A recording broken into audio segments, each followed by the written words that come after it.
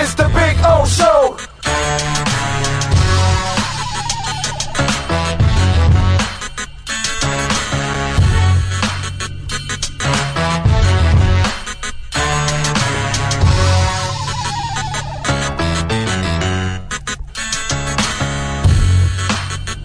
This is the Big O Show.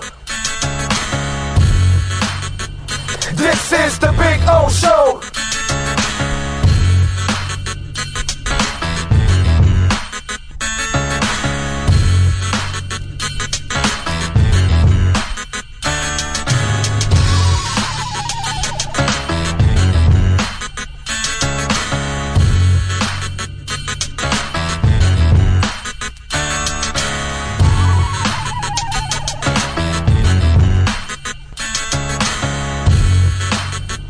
This is the Big O Show.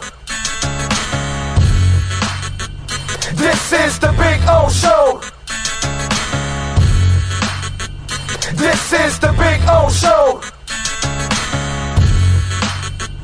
This is. For over 16 years, EJDconstruction.com has provided South Florida residents quality craftsmanship, accurate project management, and exceptional service. That's why EJDconstruction.com is an A-rated member of Angie's List and the Better Business Bureau. When you're looking for the right custom home builder for additions or home remodeling, please call my friend Eric at 305-433-4843. That's 305-433-4843 for EJDconstruction.com. This is the Big O Show. There's many ways to support our program, from subscribing and liking the show to visiting our terrific sponsors. Another way is using Cash App. If you would like to donate to the show and help us grow, download Cash App and search Cash Big O Show. That's Cash Big O Show. We appreciate your support as we continue to build the best sports show on the planet for South Florida sports fans. Support the Big O Show by using Cash App and donate to Cash Big O Show. Thank you for your incredibly loyal support. This is the Big O Show.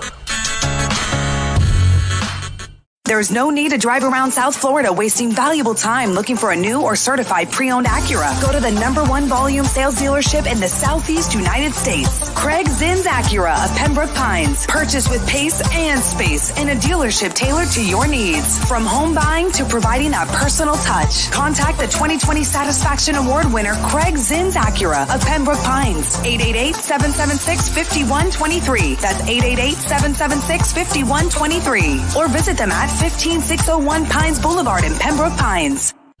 This is the Big O Show.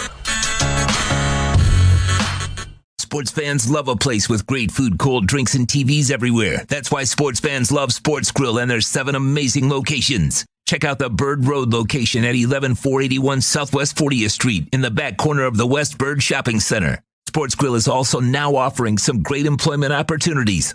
All kinds of positions are now available, from kitchen to hosting. Call for more information at 305-485-8845. From wraps to salads to amazingly delicious specialty dishes, Sports Grill is the home to the legendary special grilled wings. Since 1987, Sports Grill, good food, good drink, and good friends.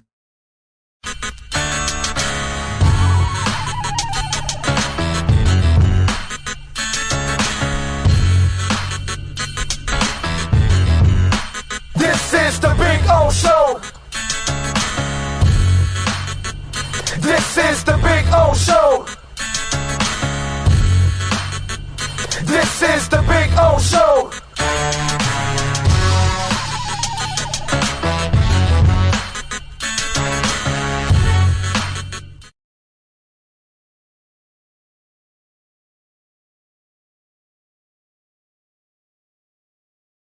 There's no need to drive around South Florida wasting valuable time looking for a new or certified pre-owned Acura. Go to the #1 volume sales dealership in the Southeast United States. Craig Zinn's Acura of Pembroke Pines. Purchase with pace and space in a dealership tailored to your needs. From home buying to providing that personal touch. Contact the 2020 Satisfaction Award winner Craig Zinn's Acura of Pembroke Pines. 888-776-5123. That's 888-776-5123. Or visit them at 15601 Pines Boulevard in Pembroke Pines. The viewpoint statements or beliefs expressed on the following program by the host, guests, or callers are not necessarily the opinions of FantasyAccess.com, Media Group Inc. ownership, management, sponsors, or website.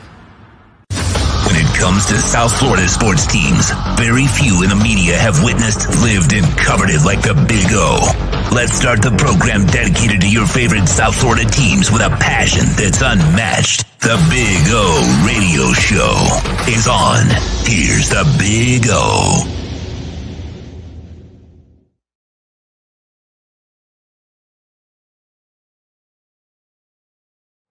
All righty. There we go. Welcome aboard. Hello. Time to rock and roll. We're coming to you live, of course, from Craig Zinn's Acura of Pembroke Pines. We'll be out here for a few hours, rocking and rolling. We'll be out here twice a month now. We'll be back in 2 weeks to do the show here. So we'll do it twice a month here on Fridays. Middle of the month and at the end of the month.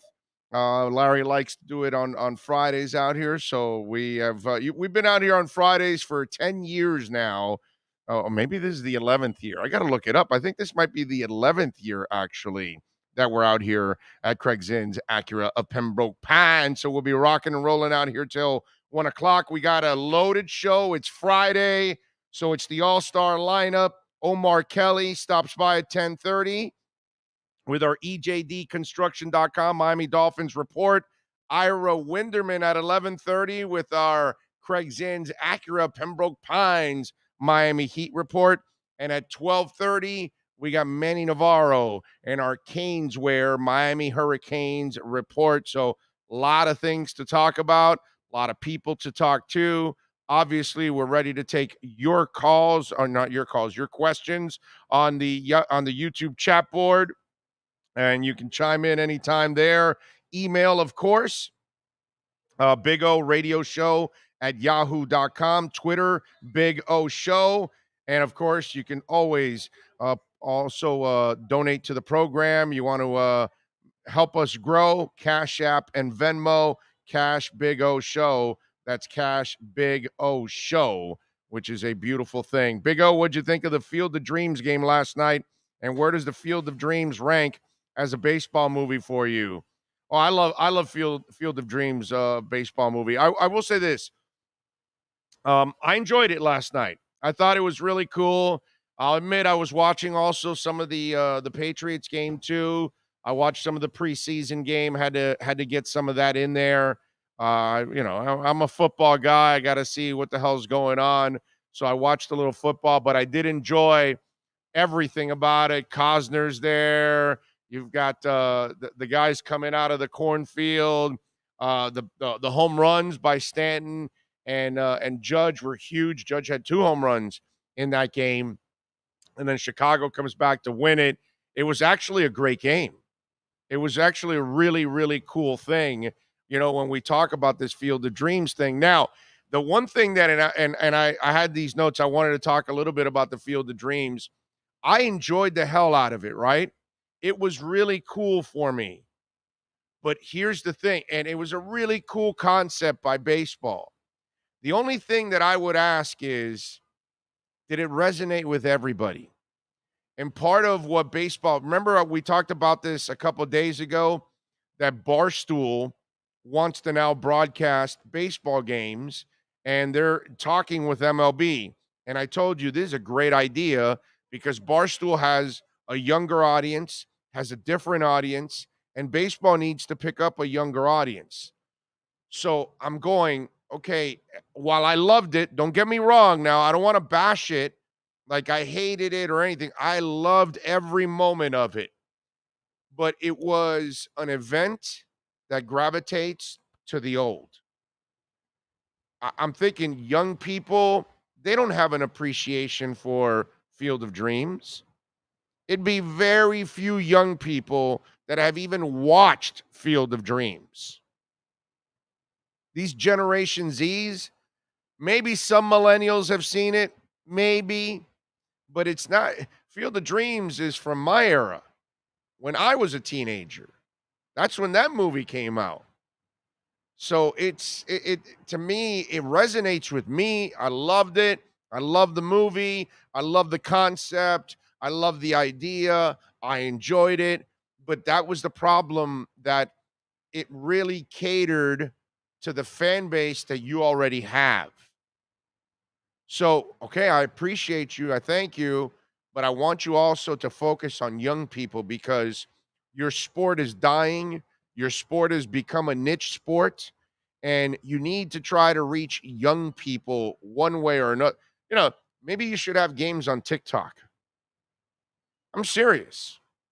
Cut a deal with TikTok and have a baseball game on TikTok, and have TikTok, influencers talking baseball, cutting in and out, whatever. I don't care what you do, but try to do something to win young people over. Find a way to get your players on television more for promoting the game with commercials and all kinds of different things.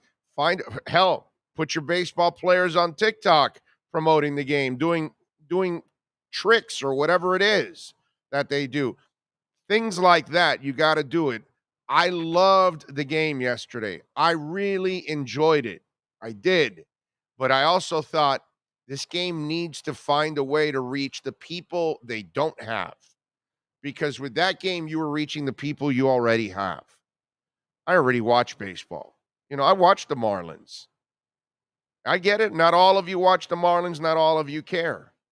But they've already won me over, because I've been watching baseball since I was a child. So I'm into it. I loved it, man. I really had a lot of fun. I was just wondering, did young people actually give a crap about that game last night? And to them, that movie is not special. It's not. It's not the same, man. You know why? Because baseball doesn't mean the same to Generation Zs, to millennials. They don't care about baseball like we do. It doesn't mean anything to them, the smell of the grass and the crack of the bat and the popcorn and the Cracker Jacks and singing the songs and singing center field, and none of that means anything to them. 714 and 744 and 56 and 44 and these numbers that are, just it goes hand in glove with baseball. These are numbers that we know. We know what they stand for, what they mean, not for kids. And when you hear, what's it called? What's his name? Earl James Earl Jones. When you hear him talk about baseball, and all that, and you build it, they will come. That has a different meaning for us than young people. And again, I know it sounds kind of like I'm slamming it. I'm not really slamming it, but I'm just trying to open the eyes of baseball. Not that they give a crap what I say, not that they pay attention to anything I say, because if they did, maybe their game would actually be more relevant with young people. But that was the one thing that stood out to me yesterday. I go, man, I'm really enjoying this. This is really cool. But there's a part of America that is not going to be connecting with this. Yeah, there's going to be a couple of kids that their dads are such baseball freaks. They indoctrinated those kids from the get-go and got them but that's so few and far between. Most kids are bored by baseball. They're not interested in baseball. They don't watch baseball. And for them to play in a cornfield, it meant nothing to them. That's the one thing that I saw from that I don't think the average person probably even thought of when we were watching that moment. That it was cool, but it was cool for a certain generation. You agree, Sean, that kids probably didn't resonate with that yesterday? Yeah, it's tough. By the way, the great Sean Stanley by my side out here at Craig Zinn's Acura Pembroke Pines, 15601 Pines Boulevard, just off of I-75 in Pines. Come on out here, man. Come on by. We'll be out here for a few hours. I would love to meet you, say hi, and hang out a little bit, talk some sports. to, come on by, man. We'll be out here. We'll be out here twice a month. We'll be out here in 2 Fridays from now, towards the end of the month. We're also going to be at Canes, where I'll tell you when. Hopefully, I'll have an answer for that for you in the next day or two. I'll give you a date when we're going to be out at Canesware in the next couple of weeks. But we'll be out at Canesware too, so we'll have a couple of appearances coming up. We got a couple of other things also planned. And remember, we're already here, man. Next month, we're going to be at Sports Grill for our pre and post game shows, man. It's going to be a lot of fun. We're going to have insiders contributing. We'll take your questions, your comments. We'll hang out with you during the game, watch the game, root on the Dolphins. We're going to have a great season. It's going to be a lot of fun. I just and I love the panic that is happening now with some Dolphin fans because, folks, we haven't even played one preseason game. I get it. There's a couple of receivers injured. Yesterday in practice, you've got Beagle, Parker, Will Fuller, Albert Wilson, Brandon Jones, Hunter Long, Eichenberg, and Neto, right? And obviously a couple guys that you would like to see, and unfortunately they're not there, right? But relax, man. This is all part of the process. Guys are going to get banged up. Other guys have to step up. The beauty is that while Neto is out, while Eichenberg is out, well, then Solomon Kinley will get to play. It's not like Solomon Kinley has arrived. Solomon Kinley needs experience. He needs to grow. And I got to tell you something, watching him in his press conference, and since he's been here since last year, he is one of the most likable dudes that I've seen on this team. And I'm rooting for him. I'm hoping that he, figures it out. And this is a great opportunity for him. And that's the beauty of it. Tomorrow at 1:00, I want to see what Mac Hollins does. I want to see, we talk about depth for the Miami Dolphins. And that's the beauty of all of this. Now, we're going to start seeing what kind of depth you have. Not just what kind of, yes, we know that there are certain guys here that are missing that could end up being starters. Parker, but I told you this. Do I really need to see Devontae Parker? Not really. I only need him to get a little bit of playing time, keep him healthy for the start of the regular season. Will Fuller, outside of the timing stuff with Tua, but I think Tua's one of those cats that look, I've always talked about this when it comes to quarterbacks. And I always use this analogy, and I think it's a very good one. When you go to the park and you go play with your friends, right, and there's 8 of you or 10 of you, it's hard to find 2 quarterbacks among 8 or 10, right? Usually the 2 best arms that are picked to be the quarterbacks, and then those guys are picking the teams, you're praying to be usually on one team because one guy's better than the other as a quarterback. You know why? Because when you start playing with strangers or kids you've never played with, then all of a sudden you got to adjust quickly and got to have better touch and timing and all that, right? Well, the guy that can adjust faster is the guy that becomes the better quarterback. And I think Tua is that kind of guy. So Will Fuller, for me, doesn't have to necessarily play a lot in the preseason. Just get him enough playing time and get him healthy enough to start the regular season, right? Albert Wilson's had his share of injuries, and while he was playing well, now he's injured again. So it kind of shows you there's a question on reliability also with Albert Wilson. You know what I mean? And then Brandon Jones, I love Brandon Jones. See, that's a young guy. That's the guy now that I'm really worried about. Vince Beagle knows what he's doing. Parker knows what he's doing. Fuller knows what he's doing. And Albert Wilson has experience. Brandon Jones is the guy that I want to see.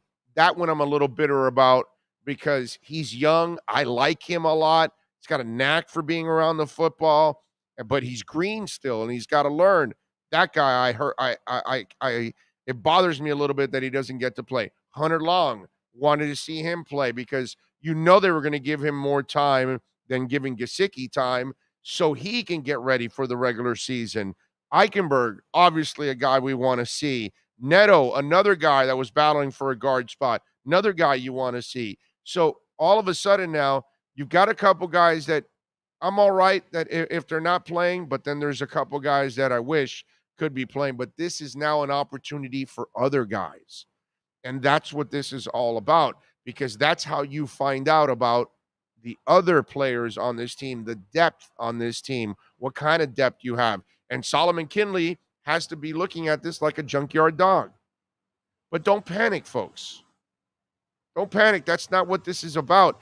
You have a coach that got tested ultimately in that first year where they tore that team down, and yet he found a way, even with no names, to get better as the year went on.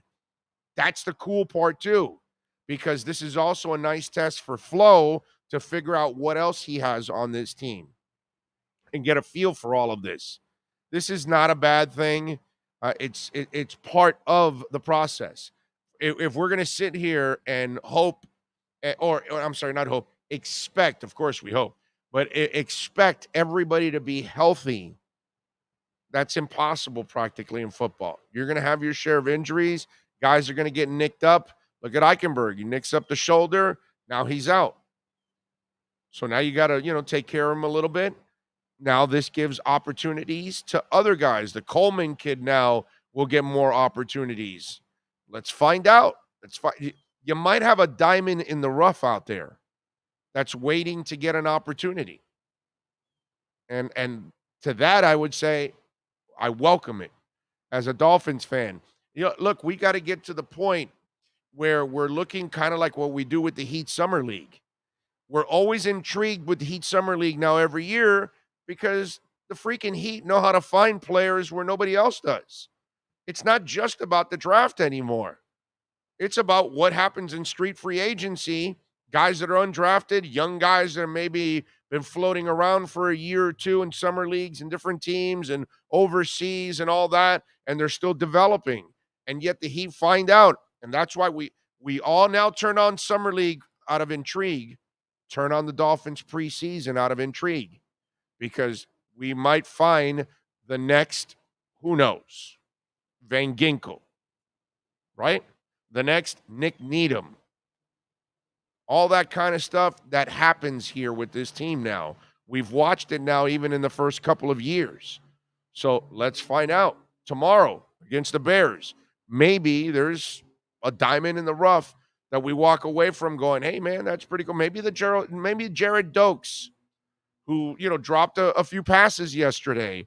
Maybe all of a sudden the lights go on. The kid's going to probably play a lot in the second half of the game tomorrow, right?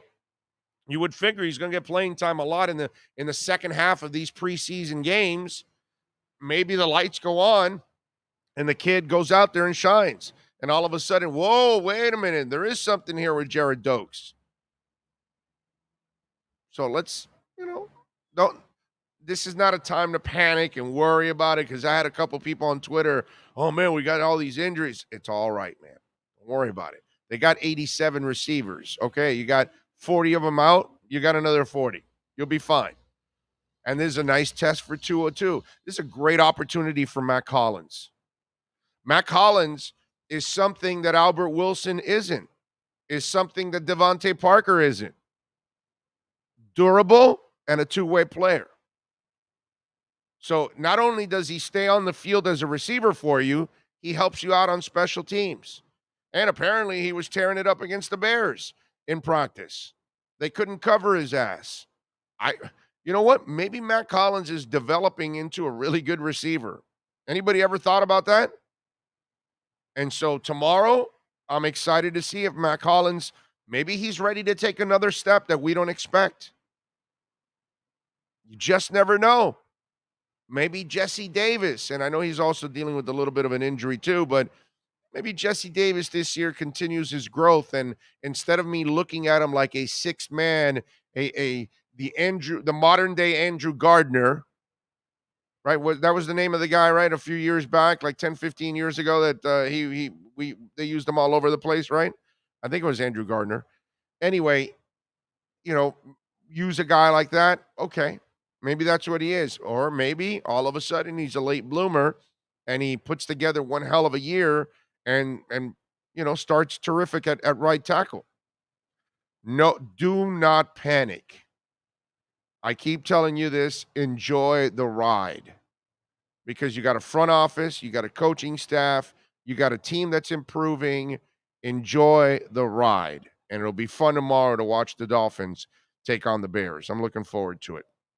YouTube, remember, you want to chime in, you can do it.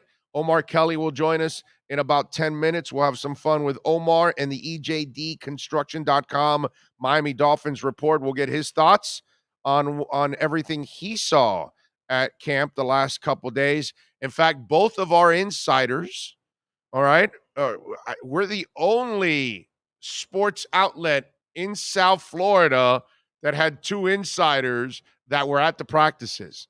Nobody else has that. Not QAM, not 790, not 940, not 640. No, no, no. No, no, no, no, no. Only this show had Omar and Alan Poupart there. So we got two guys, and Alan Poupart will join me tomorrow morning.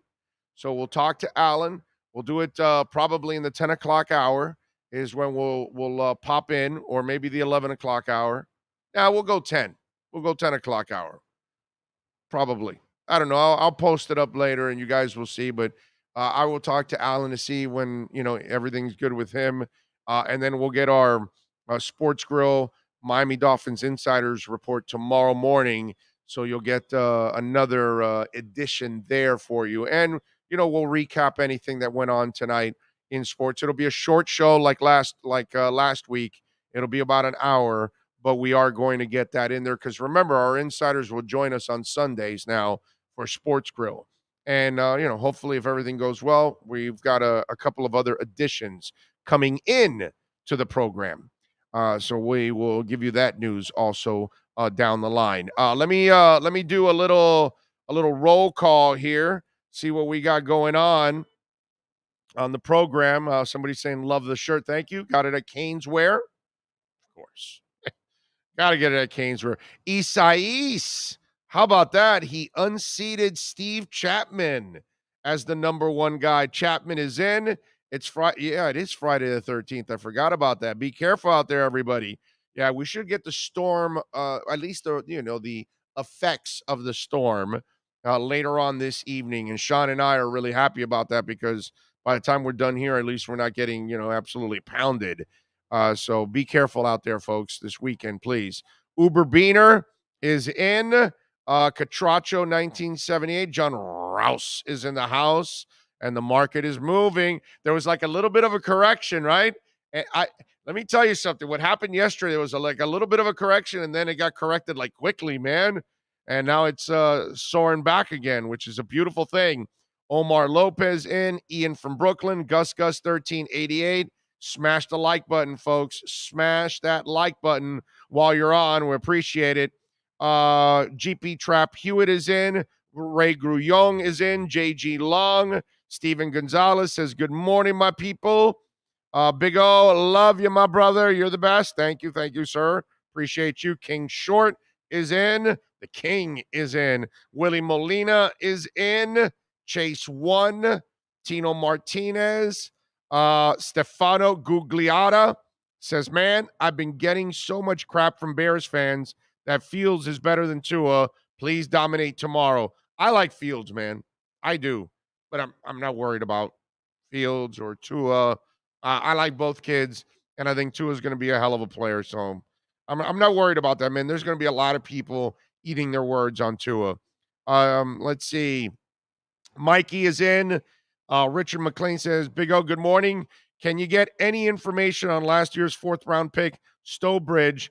I never hear anything about him. Jason is still on the team. He's a local kid, and he hasn't done anything yet. But again, tomorrow, Jason will get an opportunity. Let's see what he does. And that's why he's a late round pick. It's part of the process. Not all of them turn out to like Van Ginkel, right? It's hard. It's hard to get those late round picks to, become players. Sometimes it takes them a little while. And I'm not saying that he's going to turn into one, but I will say this. I had plenty of NFL people that liked the kid when he came out. So let's give the kid some time and let's see what happens. Let's see. Tino says Mac looked good. Yeah, I'll get into that later on the show. We'll talk a little bit about that. George Albanese is in. What else? Tom Flores, Brandon Flood, Herman Cueva. A lot of talk. Richard McLean, Brooklyn Rob. Yeah, Brooklyn Stella is starting to move now. Starting to move up, actually, which I'm really happy about Stellar actually moving up. Manny J. Snow says, checking in from Connecticut. Thank you, sir. Big O, I hate remakes of iconic movies, but perhaps they try to go and update the version of this one with a modern actor to attempt to bridge the generation gap. Just a thought. What do you think? Man, it's hard. It's hard. Remakes, especially in movies. I mean, when you remake a song, there are times that you hit on it. You know what I'm saying?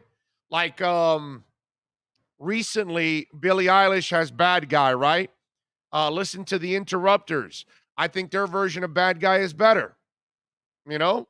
Come Together from Aerosmith. I think it's better than the Beatles. You know, sometimes there are some remakes and songs that are actually better than the original. But when it comes to movies, boy, it's really hard for a remake to even come close to the original. You know who actually did a really good job, I got to say? Rob Zombie with the remake of Halloween. I thought his remake was exceptional, dude, because he went a little deeper into the story about how Michael Myers became Michael Myers. I thought he did an excellent job with that remake. And I love Halloween, and I think Halloween still kind of holds up, you know, to this day. But the remake from Rob Zombie, I thought it was actually excellent. But man, remaking a movie is so tough.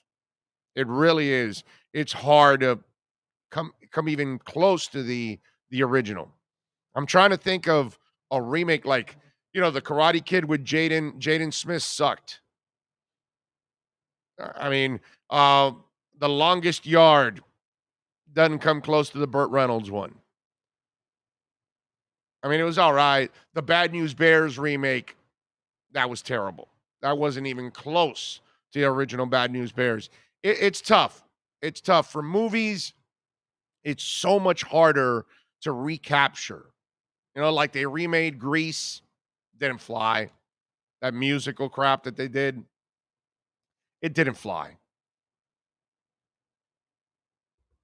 So I don't know if you could do that. Plus, young people don't like baseball. So it would have to be pretty creative. Let's see, what else do we have here? Joseph Castillo says, "Oh, would you be at the Canes versus Bama game?" No, sir. I'll be watching on television. Okay, I got to tell you something. If I can avoid the crowds, I'm still going to avoid the crowds for now, even though I'm vaccinated and all that. I learned my lesson. You know, the Green Day concert, I had the tickets for 2 years. So, you know, it was one of those things that it kept getting postponed, and finally it was here and I went. But that night, I have to say that I was paranoid the whole night. I was watching where I was. I want to make sure I wasn't around, you know, a group of people and caught in a bunch of people or anything. I tried to keep my distance as much as possible from people, and I was able to do that actually because I had pit tickets, so I was able to be away on the edge of the pit, away from the crowds and all that. And I'm fully vaccinated, but you know what? I got 5 stents in my heart. I just got to be careful. And if I can avoid crowds for now, I'm going to avoid crowds. So, you know, if I can watch it on television, Alabama and UM, which I'll do more, my work I do better when I'm home because I'm controlling the DVR. I'm watching everything. When I'm at the stadium, I still have to go back home and then rewatch the whole game and take notes. Because what are you going to do? Take notes at a stadium? You can't. You got a beer in your hand. You're high-fiving with fans. Although that Alabama game, I don't know if there's going to be a lot of high-fiving. I think it may look more like you're at Rivero Funeral Home than anything else that night. Sorry, Canes fans. I love my Canes, but the team and the coaching staff don't match up to what's coming from Tuscaloosa. So it's hard for me to even imagine. Like I said, I'll be consistent. If they keep it within that 18-point spread, I'll be impressed with that. Having said that, give us 30 seconds. When we come back, it is the EJDconstruction.com Miami Dolphins report with the one and only Omar Kelly. That's next. The Big O Radio Show is home for the hardcore Dolphins fan. That's why we give you Omar Kelly twice a week. Buckle up. It's time for the EJDconstruction.com Miami Dolphins report, exclusively on the Big O Radio Show. All righty. I hope the light isn't too bright. I'm in a hotel room in Chicago, and I'm trying to make this aesthetically pleasing for you. Where are you at, Big O? I'm at Craig Zinn's Acura of Pembroke Pines, baby. That's where I'm at. You're looking good, even with some light behind you. You're all right. It actually looks good. You're good, man. You're good. Yeah. All right. So when do you leave, by the way? Sunday. Sunday? Okay. Sunday around midday. All right. That's good. Chicago is the one city that I feel like in the NFL that I do not have a good feel for. I've been here maybe twice, and I just don't have a good feel for it. It's one of those major metropolitan cities, and I don't know it very well. So I'm gonna hop on one of those hop on, hop off tour buses today. That's the exciting part. All right. No concerts tonight? Anything really good tonight in town? I just heard your spiel, and you know I'm a concert guy like you. I'm really on the fence about whether or not I should be going to concerts, whether or not I should be putting myself in. You know, I've gone out a couple of times, and I feel very awkward going out and being out. And I just know, especially with the Delta variant, like, if I can avoid it, let me avoid it. But I think you made a very good point. I would like to see more concerts on television. Yeah. I just would. Yeah. Well, YouTube, man. That's where I end up watching a concert every weekend. Probably I'll run into something classic and sit there and be amazed. And you go to you do enough surfing on YouTube.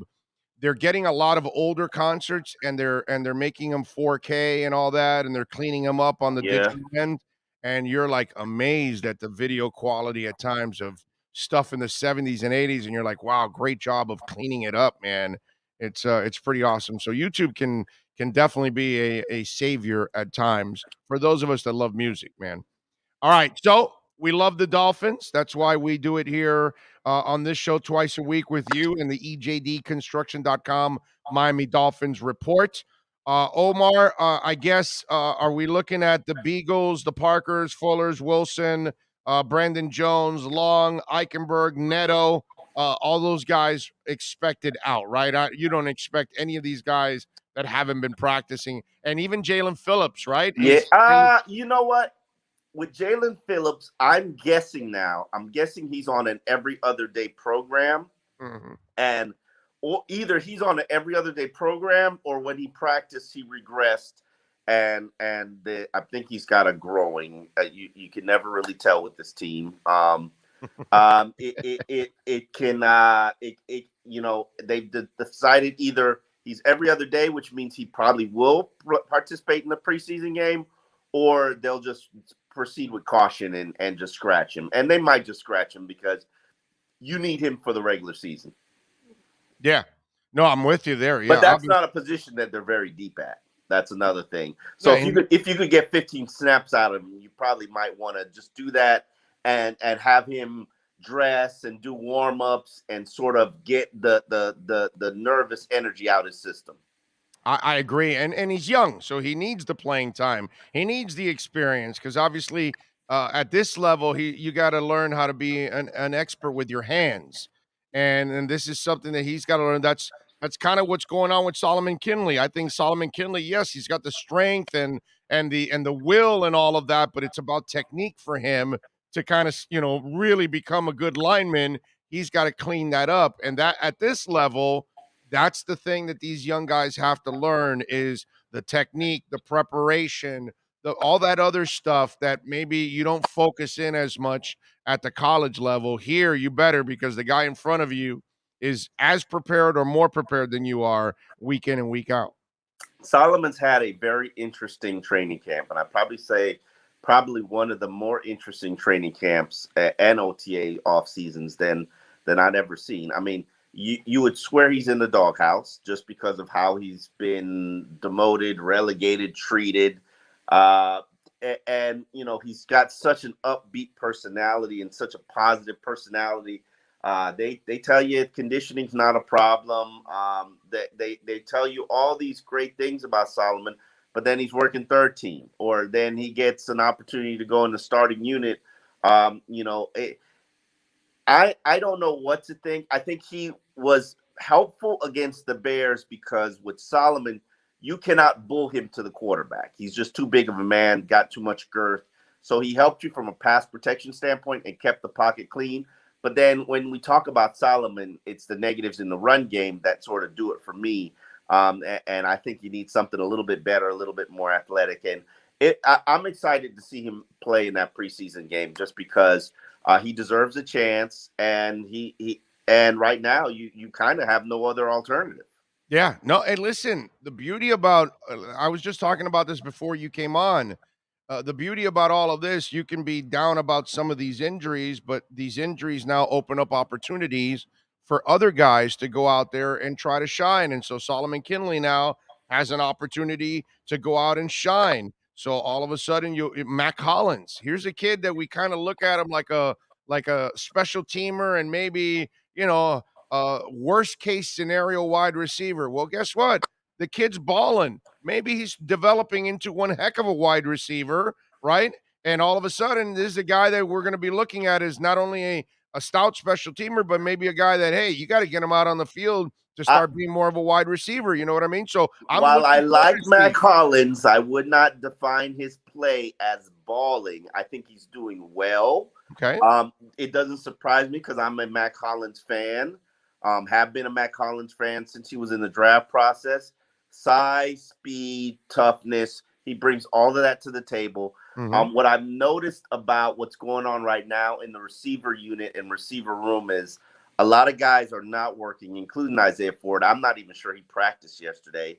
I didn't keep count of how many. There's too much going on. You got the first team defense over there, first team offense over here. They're going at the same time. It's hard to pay attention. So I wasn't keeping track of who was going in and out of the game. But I didn't see Isaiah Ford make any play yesterday, and that's not like Isaiah. So there's a lot of bodies that are going down, and they're really just trying to make it through the exhibition season. And we're not even talking about the top four guys. I mean, right. People got to understand when Tua goes and plays against Chicago, he's going to be playing with the receiver unit that everybody poo-pooed and cried about at the end of last season, and the tight ends. That's pretty much it. And really an offensive line that's okay, not really that great, against a very physical Bears defensive line that kind of dominated them all week. Somebody asked me something, and the person that asked me this recently here on the chat board brought it. I think it's kind of interesting because we don't hear of the man at all. Jason Stowbridge, what happened to him? Has he been stowed away somewhere in a plane or something? What's the deal with the youngster? And he's a local kid too. So anything? Has he shown you anything at any time here so far? Because we don't really in the trenches and with the linebackers, you really wait until the exhibition season, until hitting starts and people are really physical to sort of say whether yay or nay. Those defensive ends, their job isn't really to get pressure on the quarterback. So it's not like, oh my God, he's a pressure player, he's dominating guys. That's not really what they're asked to do. So we haven't seen that much from him, but you never know what's going to happen in the exhibition season. He's probably going to get to play like half of the game. So we'll see him and Jonathan Ledbetter. There's a lot of those defensive ends that really will get an opportunity to Tyson Render, who's a guy that I have noticed. He's being cross-trained to play two positions. Adam Butler, who's going to be really an interior defensive end pass rusher. So you can't really tell until the hitting actually starts, until the real physical nature of the game starts. Like it's fair to say that the Bears just dominated Miami's offensive line in the two joint practices, and you could tell even without hitting and action is live, like they were just pushing people around. I watched Hicks pick up Robert Hunt twice and move him into the backfield, and I was like, holy crap! Like, and Robert Hunt's a big man, and Robert Hunt's a forceful anchor, and just to watch Hicks just be like, pick him up and move him twice, I was like, shit! Like this is a real good Bears defensive line. Yeah, no, and Eddie Goldman wasn't even on the line either, and that's another big guy that they were missing. They were missing a couple of their linebackers also. Mm-hmm. Roquan and Trevathan were two guys that were missing, which they're all key players on their defense. What for you so far in these 2 days? Who's the guy that's been the most impressive, and who's the guy that's been the most disappointing? We got to put Javon Holland in that most impressive conversation. I think he leads the defense in terms of interceptions right now. He's seeing it, and he's playing a little bit faster. Eric Rowe talked about it yesterday. His communication is not where it needs to be. He's got to become more vocal and make sure everybody hears the calls and make sure he's confident in the calls. But I think he's probably the rookie that's furthest ahead right now.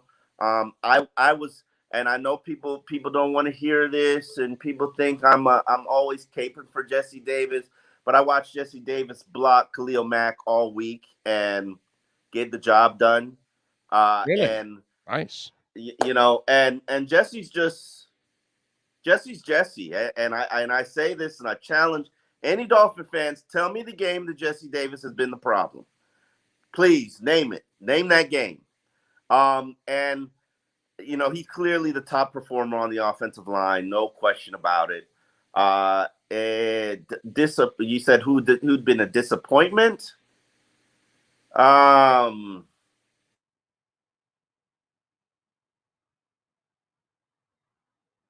Did we lose him there? Wait a minute, Omar. Did you go mute? I see you. Okay, I'm back. There we go. Go ahead. Okay, now what were you saying? I did not like the way Tua finished Thursday's practice. There was you could sense a source of frustration. First time I'd ever seen Flores get in his face, and Tua took his helmet off and responded to it. It was a dumb play by Tua, and I'm sure Flores said it was a dumb play, and Tua was trying to justify himself. There were just a couple of things that I was just like, I know he doesn't have great weaponry. I know his line was under attack all day, but I didn't feel like he kept his composure, and you could kind of see he was pressing. And Adam Shaheen is another guy that's been a pleasant surprise for me this week. If I'm gonna have to name a guy who's really come up this week, it's been Adam Shaheen.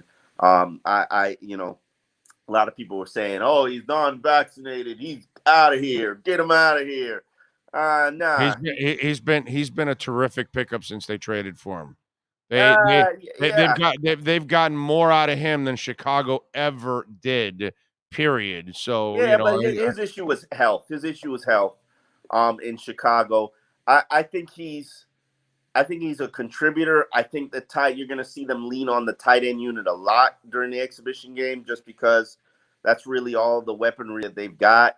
Mm-hmm. And I know the receiver unit is deep. Lynn Bowden Jr. is a major disappointment. I haven't seen him make a play, and I've seen him make like 3 catches in 3 weeks. And there's no excuse for why he isn't stepping up. And I know him and Jalen Waddle play the same role, and he's the number 2 in that role. And you can say whatever you want, but Jalen Waddle moved to another position during these practices, and Bowden never moved up. So Bowden, by the way, Bowden and Malcolm Perry haven't made any progress, right? Nah. They all play the same position. And I don't know how much they're limiting what we're seeing from that position, or they're kind of not putting the focus and energy and effort into that position. But I would say that Jacoby Brissett does not use them, does not use them at all. I just, Bowden is. I expected much more than from what we've gotten from him so far. Yeah, no, I thought I'd see a little bit more of both of those guys and start to They see might be gamers. something. They might be gamers. Yeah, exactly. That's why I start really judging you by I start seeing you on the field in these games. You know what I mean? Because the practice sessions, sometimes you don't get the same reps. Look, I'll give you an example. Jared Dokes, right? Apparently dropped all kinds of passes yesterday, right? But and I know, and everybody knows that he's going to play a ton in these second halves of all these preseason games. That might be where Jared Dokes actually shines, and all of a sudden, oh man, there's something there. You know what I mean? There's so many running backs.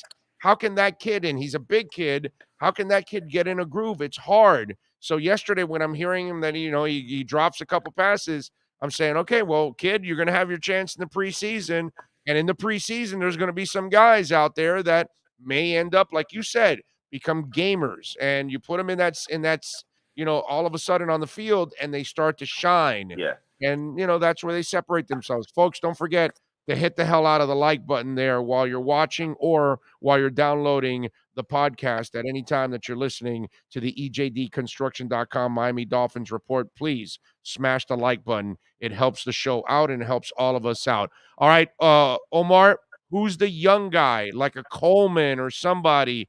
Who are you looking forward to seeing one of the under the radar guys tomorrow? Scarlett Brennan. He's not a young guy, but he's a free agent addition. He's really been a force as a pass rusher. I'm intrigued by him. Shaq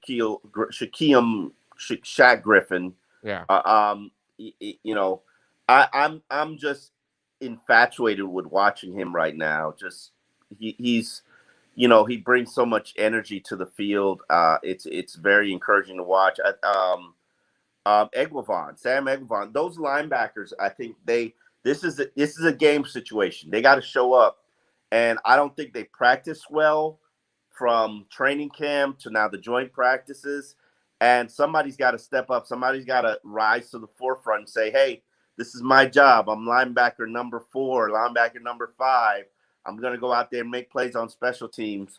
Who's going to be a pass rushing presence for this defense? And then Noah Igbenogany. I am very curious to watch him in the exhibition season. I mean, that guy has been under fire, attacked, demoted, worked his way back up.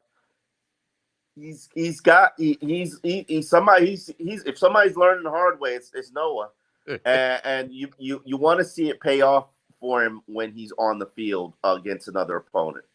Yeah, and listen, this is a guy that hasn't been playing cornerback his whole life, so really, again, here's another kid. Give him as much playing time as you can in the preseason. Once the regular season rolls around, you already have your boundary guys. Yeah. So he's not going to play a lot. He's not the slot guy, so he's the outside guy. So use his ass up in these next 3 preseason games so you can really evaluate him and put him in all kinds of situations. So I'm with you there. These are kind of the guys that I'm also very intrigued to see tomorrow in the preseason game. Let me ask you something. Albert Wilson has been fantastic, but Albert Wilson now is banged up. Albert Wilson's been put on ice. That's what you think. That's what you think. They're resting. Oh, no doubt. Okay. You can't ignore what you saw the first 2 weeks. Albert Wilson. I'm not ignoring that. I'm asking you: is he really injured, or you think they're just? I think he's put on ice. Okay. I think he's put on ice. I think Devontae, if you push him, Devontae can practice. I'm not worried about him. He's just get his ass to this regular season. I don't. Yeah, you're probably going to see Devontae probably the final exhibition game. Maybe Albert plays the final exhibition game. Wait a minute. Has he told you that? Because I get the feeling they won't play the final exhibition game. I get the feeling next week's game is the dress rehearsal game, and then that third game is like the fourth game. Like, no, I'm not gonna. It's too close to the start. let's rest our guys. What do you think? Have you heard? Because has he Uh, seen anything? we'll know more based on how they use this first game. I think this first game is going to be for the third string guys. I think this first game is going to be for, hey, let's try to figure out what our roster and practice squad looks like. And I think he has not revealed it. Flo is a day-to-day guy. Flo doesn't want to talk about what he's doing next week, much less 3 weeks from now. Flo doesn't want to talk about what he's doing tomorrow. Flo wants to talk about what he's doing today. But I think the way, and I watched some of these preseason games, they're running their third team's heavy game one. Next week is probably going to be as close to, give them a little bit more action. Then we get a dress rehearsal the third week, and then we're probably going to be because remember, there's a week between when the exhibition game is and the regular season. So, That's right. That's right. They've got a rest period. That'll be the fourth game, in other words, but it'll be a rest instead. That makes a lot of sense. You are correct. So I'm guessing that we're that's a good guess. Yeah, we're all just speculating right now. Flo will never reveal any of that to us because Flo is just, he does his thing. He's focused on the day today, the daily operations. No, but you nailed it. I forgot about there's a dead week in between the last preseason game and the start of the regular season. I didn't realize that. They're going to give guys Labor Day off and then Labor Day weekend, and then they're back. So, yeah, I think they're going to go – the dress rehearsal is going to be game 3. My guess. No, that makes a lot of sense. And here's the thing. The way you ease them in from 1, 2, I'm 3. I'm looking at this team right now, and they're not ready for a dress rehearsal next week. They're not. They're ready for another week of joint practice with the Falcons, and then we'll see where we go from there. So it looks like the Dolphins dodged a bullet with Hunter Long, right? Because, dude, if he was out there on the field, wasn't practicing, but no brace, no nothing. He's not done for the season, but he's not going to be around for a while. And even if he was around for a while, Hunter Long isn't. Hunter Long, unless he was giving you special teams action, he can't crack that top 3 or top 4 tight ends right now. That position is just notoriously hard to come in and contribute right away. And he wasn't close. He wasn't making plays for Brissett. So I don't see him sort of being a factor. He's going to be on the Andrew Van Ginkel program where you're probably going to see him probably around halfway through the season. Okay. So you've not only that, you like this tight end group then because you're kind of they're kind of deep. I do. I wrote a column. People poo-poo this tight end unit. They set like franchise records last year for productivity, 11 touchdowns, 1,000 yards. What were their catch totals? I literally just did it. They had 91 receptions, and that was with a lot of guys injured. I think keep in mind what this team is very based on opponents, and with this opponent, I think you're gonna see a lot of tight end usage. And you saw it during practice because Tua didn't have the time to make plays develop with this Bears line and the way the offensive line was struggling. So he leaned on the tight end a lot this week, and it worked for him. By the way, this is why I've been on this trip with you for months now about the dual tight end thing that I think that's going to be a part of their offense. It just doesn't make sense to me.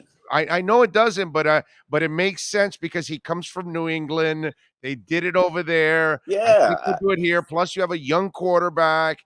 And so I think he likes having 2 playmakers. And right now, hey, listen, I love Gesicki.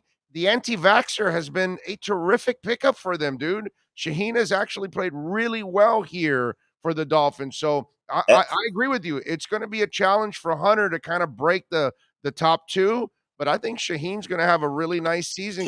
Not even Shaheen. Smythe is the number 2. Smythe has been consistent and reliable. And he got better at pass catching. But I still look at him as more of a blocker than the other guys. I still look at Shaheen like the better pass catcher than Smythe right now. He is. But I think the way Tua operates, particularly in the red zone, and people have to understand. Let me paint the picture for you at Tua. I've decided from this point, you're the first person who's going to hear this. because everybody's so sensitive about Tua and he can't be criticized and he's got this Tebow effect to him and you can't say anything negative about Tua. And he didn't have a good day yesterday. That I want to tell you the one play that just drove me up the wall, and I tweeted about it, and it got a whole lot of attention. Tua threw a hot-ass pass, just trash, to Jakeem, who's wide open, underthrown, wide open in the middle field. Tua creeps up in the pocket. He evades pressure. Nobody's in his face. He's stepping into the throw. And the throw just absolutely died. It was as if the wind just took it and just flattened it out. Jakeem comes under it, gets his hand on it, but drops it. Nobody's even around him. So it was just like, and that could have been the play of the day if it was done right. But Tua struggled yesterday. And I've realized what I'm going to do now, and this is a very Dolphin-specific thing, is I'm going to tell you how Tua practiced by saying he had a Chad Henne practice. Yesterday was a Chad Henne practice. Then there's the Ryan Tannehill practice. Then there could be the Matt Moore practice where it's like, okay, I'm going to gunsling it. Then we can have the who's the horrible quarterback that everybody wanted other than Ginn? Cleo Lemon? No. Everybody wanted him to Brady Quinn. Oh, Brady Quinn. Oh, yeah. My God. Yeah. If you get a Brady Quinn practice, it's the worst practice because Brady Quinn was by far the worst quarterback I ever seen in a Dolphins uniform. But worse than Cleo Lemon? Oh, Brady Quinn was horrendous. Brady Quinn that's a hell of a title, bro. No. Cleo wasn't bad. Wait a minute. Hold on a second. You did not watch Josh Heupel. I did. I think I did watch Josh Heupel. Rick Spielman had a better arm than Josh Heupel. Yeah, I might not have watched Josh Heupel, but I asked people who watched Josh Heupel. Brady Quinn, and I hate to do this because he gets all in his feelings every time I do this. Brady Quinn threw 3 interceptions a day, then had the nerve to come out and tell the media that the coaches were telling him to throw interceptions to get the cornerbacks work. And the cornerbacks were laughing their asses off at that excuse, which was an excuse. But yeah, so I'm going to now. So Brady Quinn was throwing batting practice, basically, in a baseball term, is what. Oh yeah. He claimed he was throwing back, and he was by far the worst quarter. Now, yeah, we saw him at the end of his career. He's not even like a 600. He's not even a 55% completion percentage guy. And by the way, the end of his career doesn't mean he was 15 years in the league. By the way, he's only in the league for a couple of years. It wasn't like his arm had 4 billion throws in live. Yeah, he was part of the all looks team, but he was the worst quarterback that I'd ever seen practice in a Dolphins uniform. Wow. But from now on, the point is, because fans get it so in their feelings, I'm going to specifically talk to Dolphin fans and tell you how your quarterback practiced by comparing it to a quarterback of your past. Okay. All right. Well, man, but our recent past is so painful, dude. Man, it is what it is. He had a Chad Henne practice yesterday. It just is what it is. And but to get into my point, he's gotten so good in the red zone. He is Chad Pennington in the red zone, where Chad would, especially red zone 7-on-7s. Like, there's no way he's not throwing a touchdown completion, especially with nobody in his face. It's because he can put the ball so accurately wherever he wants to put it. Defenders can't do anything about it. Okay. Now, that's with nobody in his face. All right. Folks want to know food, bro. You're going to have some deep dish pizza? No, I'm not going to have no goddamn deep dish pizza. Well, Chicago's got a lot of great restaurants. So yeah, but deep dish pizza is not good, man. If deep dish pizza was good, one, it would be sold nationally by every franchise that's out there, whether they could do it good or not. Don't they make New York pizza don't they make New York style pizza? Wait a minute. Pizzeria Uno is all over the place, and that's kind of their thing, deep dish. It's horrible. Okay, I'm not saying whether it's horrible or it's great or it's the greatest. I'm just saying there is a company. If that's your claim to fame, it's very disappointing. I made the mistake of eating sushi here. I'm a sushi whore, so I'll take I my love chance. sushi. Yes. I love I eat sushi almost every day, bro. Yeah, I wish I could eat sushi every day. It's cleaner. Okay. But yeah, it gave me the bubble guts. So yeah, I think I'm probably gonna have to stay away from the sushi in the Midwest. You know, but it is what it is. You make the choices, you live with them.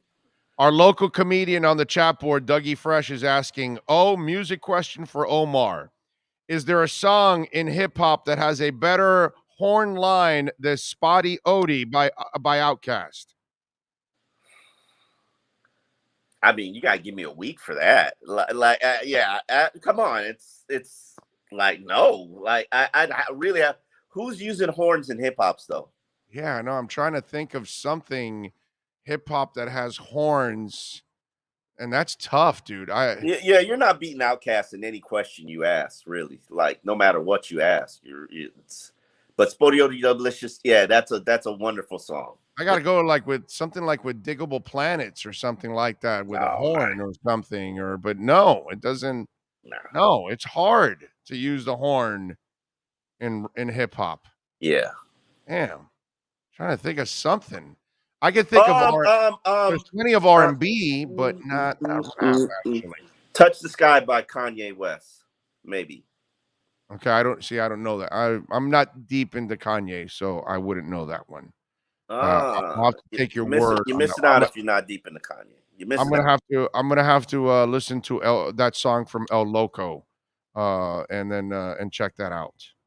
All right, so that's it. Food and going out to if people have a good restaurant that's not deep dish pizza, I actually think we're going for a media dinner tonight. So let me cancel that. Yeah, I can't. Oh, okay, all right. Yeah, the last of the Mohicans were going. Wait a minute, what media dinner? Yeah, isn't there like 3 of you there or something? Like, what is it? You, Furonis, and Alan? I mean, I don't know who else was out there. Furonis is actually gone because he's not staying. Alan is here. Joe Shad. It's me and Joe Shad. Oh, that's right. The Shadster is there. That's right. That's right. And Jason Leisure, who used to be with us, he's taking us. That's right. Taking us out. Yeah, that's right. Okay. Leisure is what? Is he covering hockey or is he covering? No, he's covering the Bears. The Bears. Okay. Yeah. All right. He took the job to cover hockey, but then as most media entities learn, the clicks are in the NFL. Put your people with NFL experience in the NFL. So exactly, dude. This is my prison. So this is where I'm at. Of course, dude. Number 1 in this country. Come on, by far. Omar, as always, you're the best, my brother. Enjoy Chicago. Be safe in your travels. We will talk to you on Monday, my friend. Thank you. All right. Talk to you, Bigo. You got it. There you go. Don't forget to smash the like button, all right? We take a break. We're back in 30 seconds. We continue with hour number 2 right here, live from Craig Zinn's Acura of Pembroke Pines. You've been listening to the EJDconstruction.com Miami Dolphins Report with Omar Kelly. For additions, home remodeling, or custom work, call Eric at 305-433-4843. EJDconstruction.com is the custom home builder and general contractor you can trust. 305-433-4843.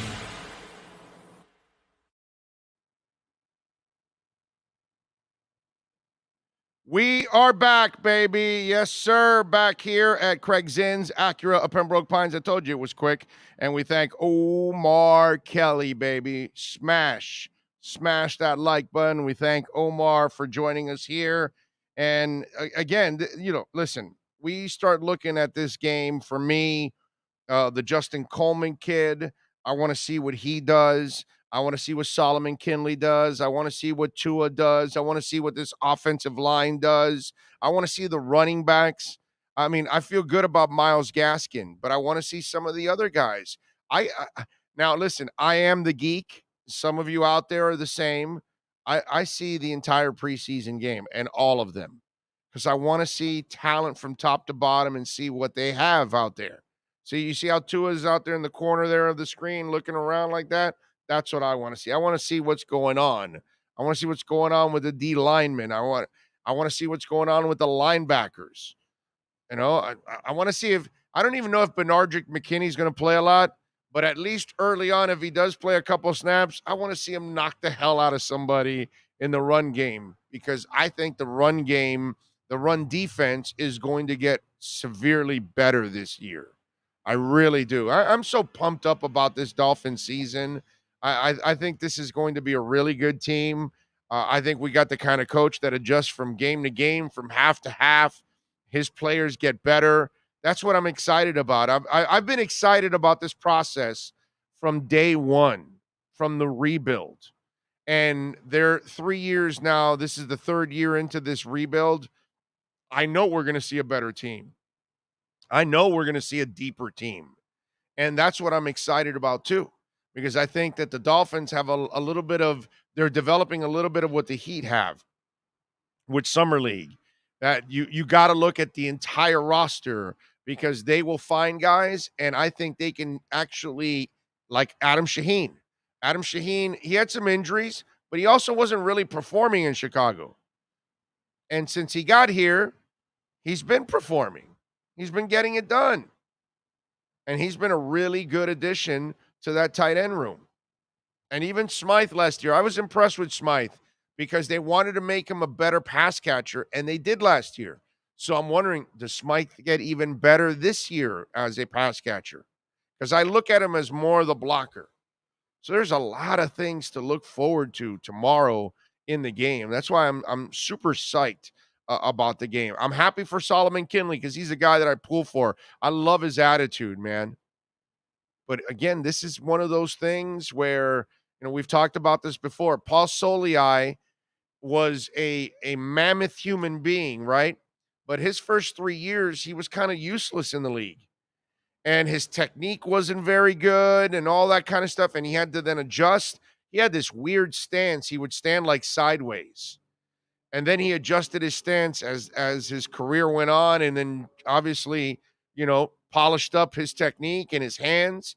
And he became a dominant force in the middle. But it took him a few years to figure this out. Some of these guys that are really special, they make quick transitions, but some guys, it takes them a little while.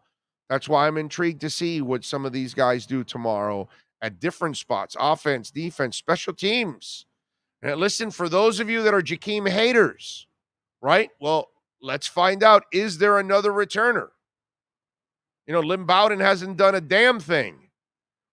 So does he do something in the return game? Is there another returner that we're not looking at? Because all we ever talk about is Jakeem and Jalen Waddle.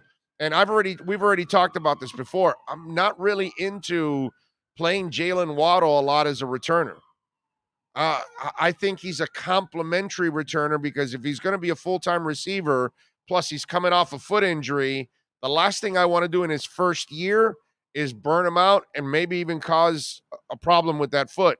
He was already limping before, right? Might have tweaked something, and he stayed on the field and he's playing, so it's good. But with Jalen Waddle, as much as people want to throw him out there, I'm not that big on that. When you're a full-time offensive player, I have a hard time making you a full-time offensive, a full-time returner.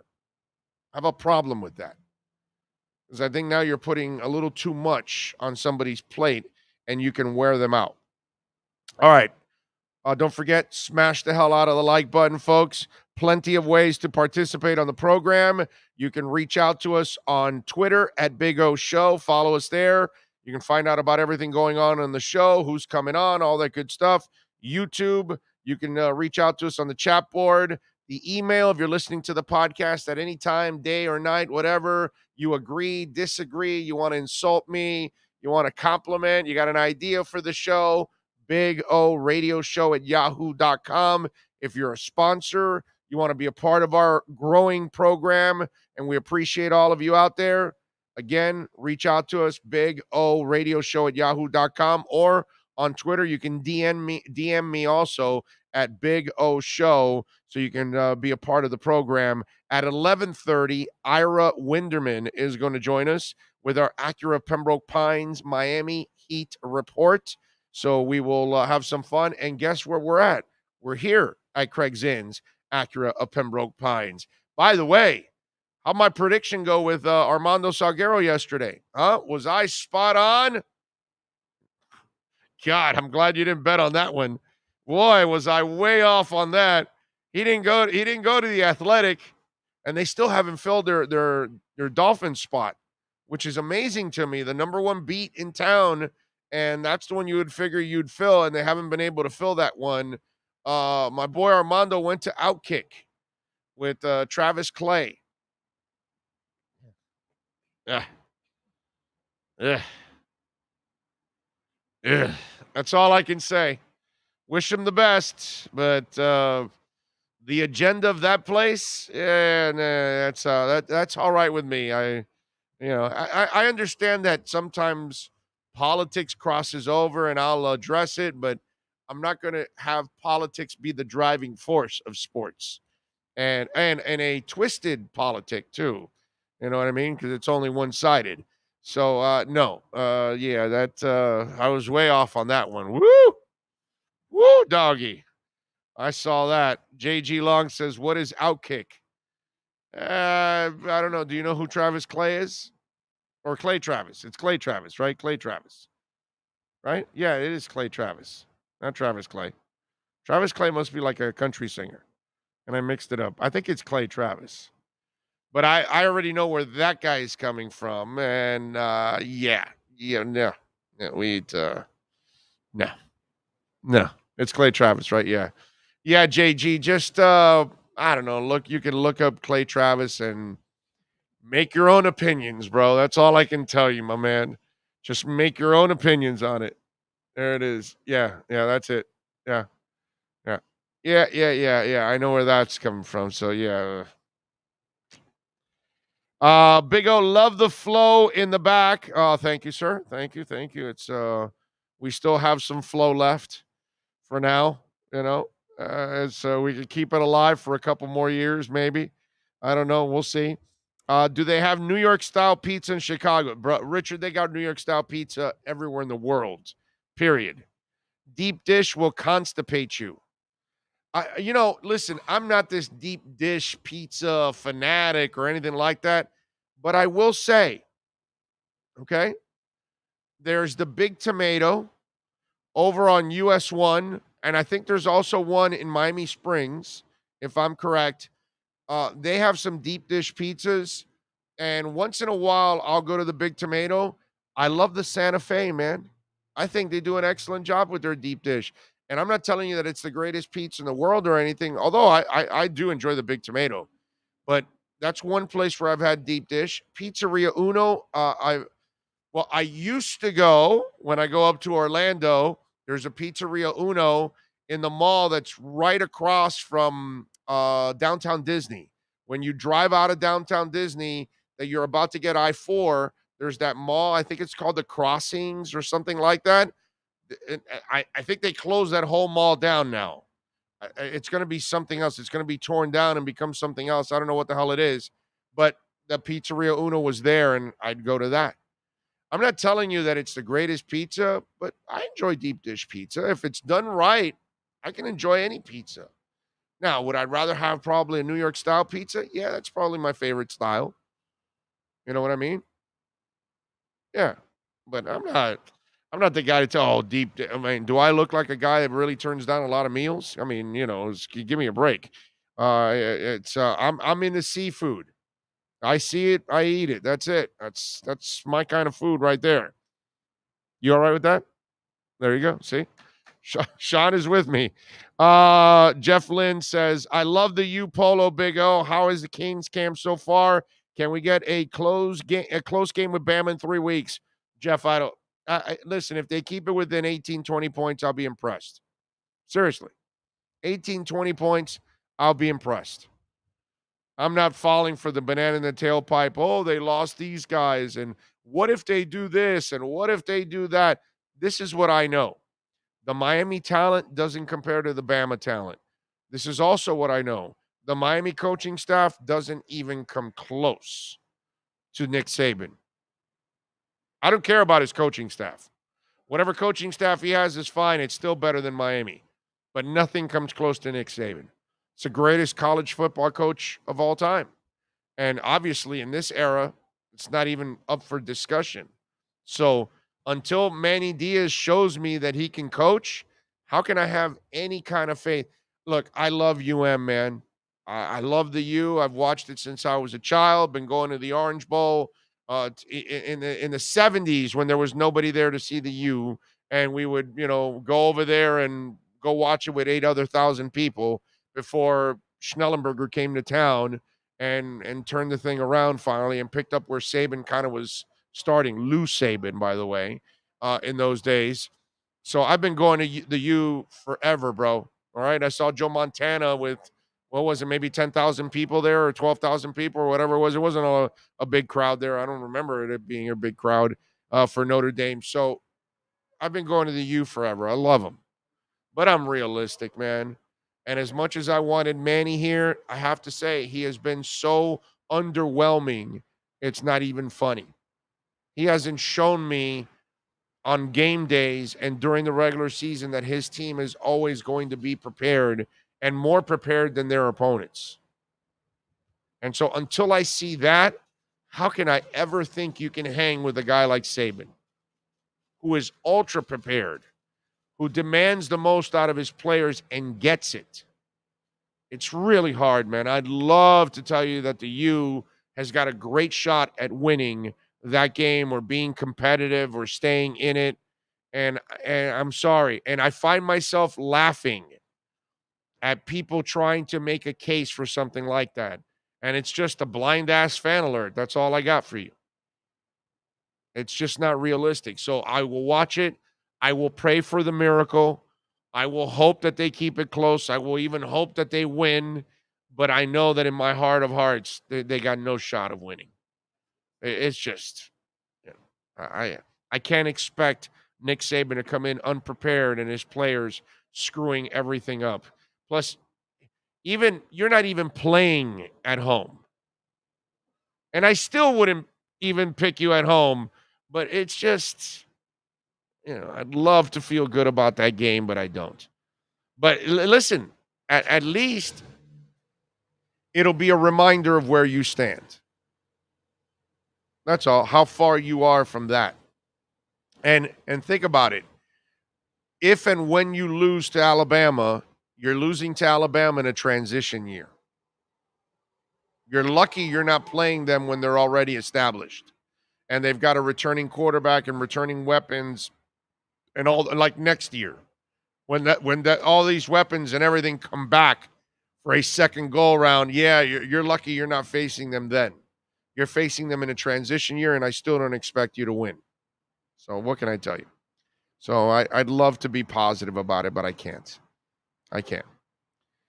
Let's see. Big O, according to Omar, Albert Wilson has, I don't know what it says there. Allure? I don't know what that means. I have no idea what that means, Richard. Are you sober right now, Richard? Big O, vaccine boosters approved for immune-compromised people. Yes, sir. Yes, sir. But I don't think I'm going to get I'm considered one of those because I have a couple stents in my heart, but I don't know if I'm going to get it. I don't know if I really need the boost yet. Big O, what do you think of MLB creating the Field of Dreams? I already talked a little bit about that. It was a cool thing. Got to check it out. You can rewind. It was at the beginning. Oh, I'm so freaking sick of the Pats. Is it safe to say that they are now the third best team in our division and will remain there for, or worse, for a while? All right. So, yesterday I watched the Pats play, and Mac Jones played well. I mean, the kid did a nice job.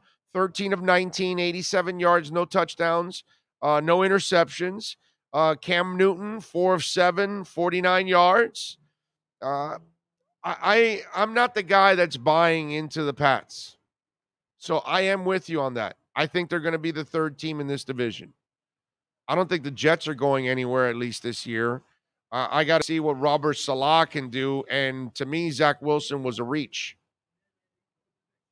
That's the way I kind of look at it. Zach's going to have to prove to me that he was worthy of that kind of pick. I still, I can, watching a guy throw in wind and the workout that he had, and I know it was a good workout, but it's a workout, and I've seen that story 80 times over. I got to see the guy play at this level, against real NFL competition. I got to see him have that kind of success before I start to believe that Zach Wilson is the answer. And so the Jets, I'm not buying. The Patriots, I'm not buying either. I I don't buy Cam Newton. I'm not buying Bill Belichick right now at this point. I'm not, because he has sucked drafting overall. He has done a really terrible job over the years of drafting. He's gotten lucky that he's been able to cherry pick some other teams that release guys. And to his credit, he's been able to find some street free agents that fill in. He's had to spend now money in free agency. And as you all know, you don't buy your way back. And that's what they were trying to do. And look, Hunter Henry already injured, a guy that's always injured. Jonnu Smith is a good player. Jonnu Smith has turned himself into and he's not injury prone. But I'm with you. I'm not buying the Patriots, dude. I think Brady was the ultimate eraser for him for many, many years now. So the Patriots are going to have to show me that they're actually committed, that they're not committed, that they're actually competent enough to get back to being a respectable playoff type team. And so we'll see if Mac Jones is the guy, and and if he's living up. It's funny because there was a lot of hype with Zach for a couple weeks here, and then now it's kind of died out a little bit. But that's New York, and then Boston, because of everything that's happened in the past. Then all of a sudden they think they've got the next Brady already, when he really hasn't picked another quarterback.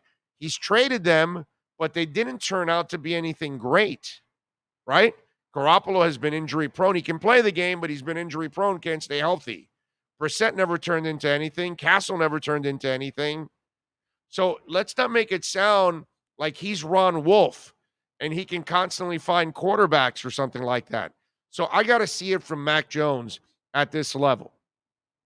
Now, he played well yesterday, didn't really score any touchdowns. So the bend but break offense, that doesn't impress me that much. But he did play a solid game, I will say that. And then they did drop a touchdown. You know what I was impressed with, actually, was Cam Newton's maturity. How Cam Newton he has grown up, because he would not act like this in the past. And I think he's been humbled by the fact that a lot of people in the NFL didn't want him, humbled by the fact that he's not making the kind of money he used to make, right? And humbled by the fact that he's not considered the player that he used to be. And now he's humbled by the fact that he's got to fight for his job, period. Or if not, he's going to be a backup. That's a lot of setbacks. And yesterday, the way he was talking about Mac, I thought that was a really, really veteran and matured way of doing things. And he was praising the kid for his work ethic on trying to be perfect and all of that, and talking about how fun it's watching him develop, and how they're going to get through all of this stuff. And I was impressed with the maturity of Cam Newton. I've been impressed with him the last couple of years, I got to admit, because even last year when he played poorly, I mentioned it also, that I was impressed with his maturity, with the way he handled, the disappointment of his play at times, where he acknowledged how disappointing he was. He wasn't living in a lie. He wasn't, in denial, as they say. And I thought that was pretty big on his part. But do I buy the Patriots? No, man, I don't buy the Patriots. I don't buy the Patriots. I know the guy's won 6 titles, I'm sorry. 7 was his quarterback. But I got to see you now go find another quarterback and try to climb that ladder again. It's almost like, I know you're a hell of a coach, but I'm not exactly sure you're a hell of a personnel director. I think you had the ultimate eraser, and the guy went somewhere else and won a title. And by him winning a title somewhere else, it kind of took some shine off of you. Doesn't mean you're not the greatest. Doesn't mean you're not going into the Hall of Fame on your first ballot. All of that is true for Bill Belichick. But it kind of lost a little luster last year that you struggled, you looked like an idiot, and he went to Tampa Bay, and he looked like a champion. It's a bad look. So I'm with you. I'm not buying the Patriots. And I think the Dolphins are going to beat their ass in the first week of the season. How do you like them apples? Okay? First matchup against the Patriots, they're going down, clown. Dolphins are going to beat them. That's Mac Jones going to beat that secondary? Get the hell out of here, dude. No shot. No shot. So there you go.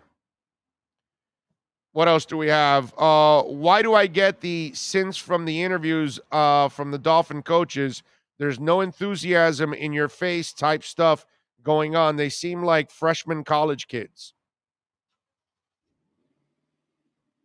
Huh? I don't Susie, I don't understand that question. Why do I get the sense from the interviews I've seen from Dolphin coaches, there's no enthusiasm, in your face type stuff going on? They seem like freshman college kids. Are you talking about the Dolphin coaches not showing you enthusiasm? I don't think those guys are about that. It's preseason. There's nothing to get real riled up about. You know what I'm saying? So I just think it's one of those deals where this is not the time. Robert Triana's going, where's the AC unit? Well, John Ross is not around, bro. The only one that provides an AC unit is John Ross. John Ross is waiting for Ethereum to hit like 5,000, and then he'll be making so much money on crypto that he's going to buy us a portable AC that'll be here for us on all shows. But we've got to hit Ethereum at 5,000. So that way John is just he's printing money at that point. And it'll happen, John. It's going to 5. Did you see Cardano? Already over $2. It was like 207 last time I checked, dude. Cardano is freaking ruthless, man. It is flying. Oh, now that I said that, it went down. It's at 199 now, but it was at 207. It's up 14%, man. Cardano. It's pretty awesome. All right, that is crypto has bounced back after the dip yesterday. It bounced back, and it got back to kind of the numbers where it was a couple days ago.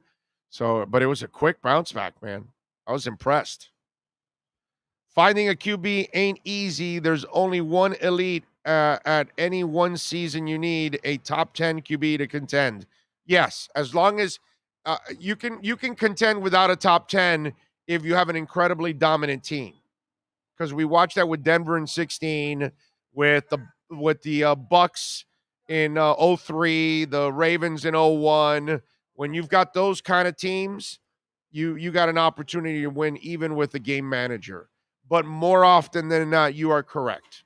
You're going to need a top 10 quarterback in order to win in the NFL. Now, we have a man that is not top 10.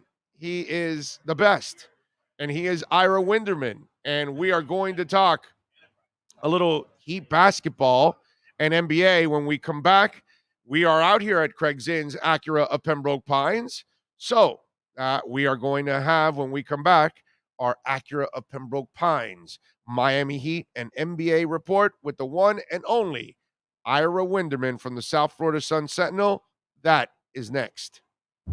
Starting in August, longtime Miami Heat insider Ira Winderman joins the Big O Radio Show. Ira will give insight twice a week on your favorite NBA team. Heat fans get the information you crave from one of the best in the business. From weekly appearances to breaking news, join Ira Winderman exclusively on the Big O Show. There's no There's no need to drive around South Florida wasting valuable time looking for a new or certified pre-owned Acura. Go to the #1 volume sales dealership in the Southeast United States. Craig Zinn's Acura of Pembroke Pines. Purchase with pace and space in a dealership tailored to your needs. From home buying to providing that personal touch. Contact the 2020 Satisfaction Award winner Craig Zinn's Acura of Pembroke Pines. 888-776-5123. That's 888-776-5123. Or visit them at 15601 Pines Boulevard in Pembroke Pines. All righty, we are back. We are ready to rock and roll. We promised you it is time for the Acura Pembroke Pines Miami Heat and NBA report with the great Ira Winderman. Of course, you can follow him on Twitter at Ira Heatbeat. Ira, good morning, sir. How are you doing?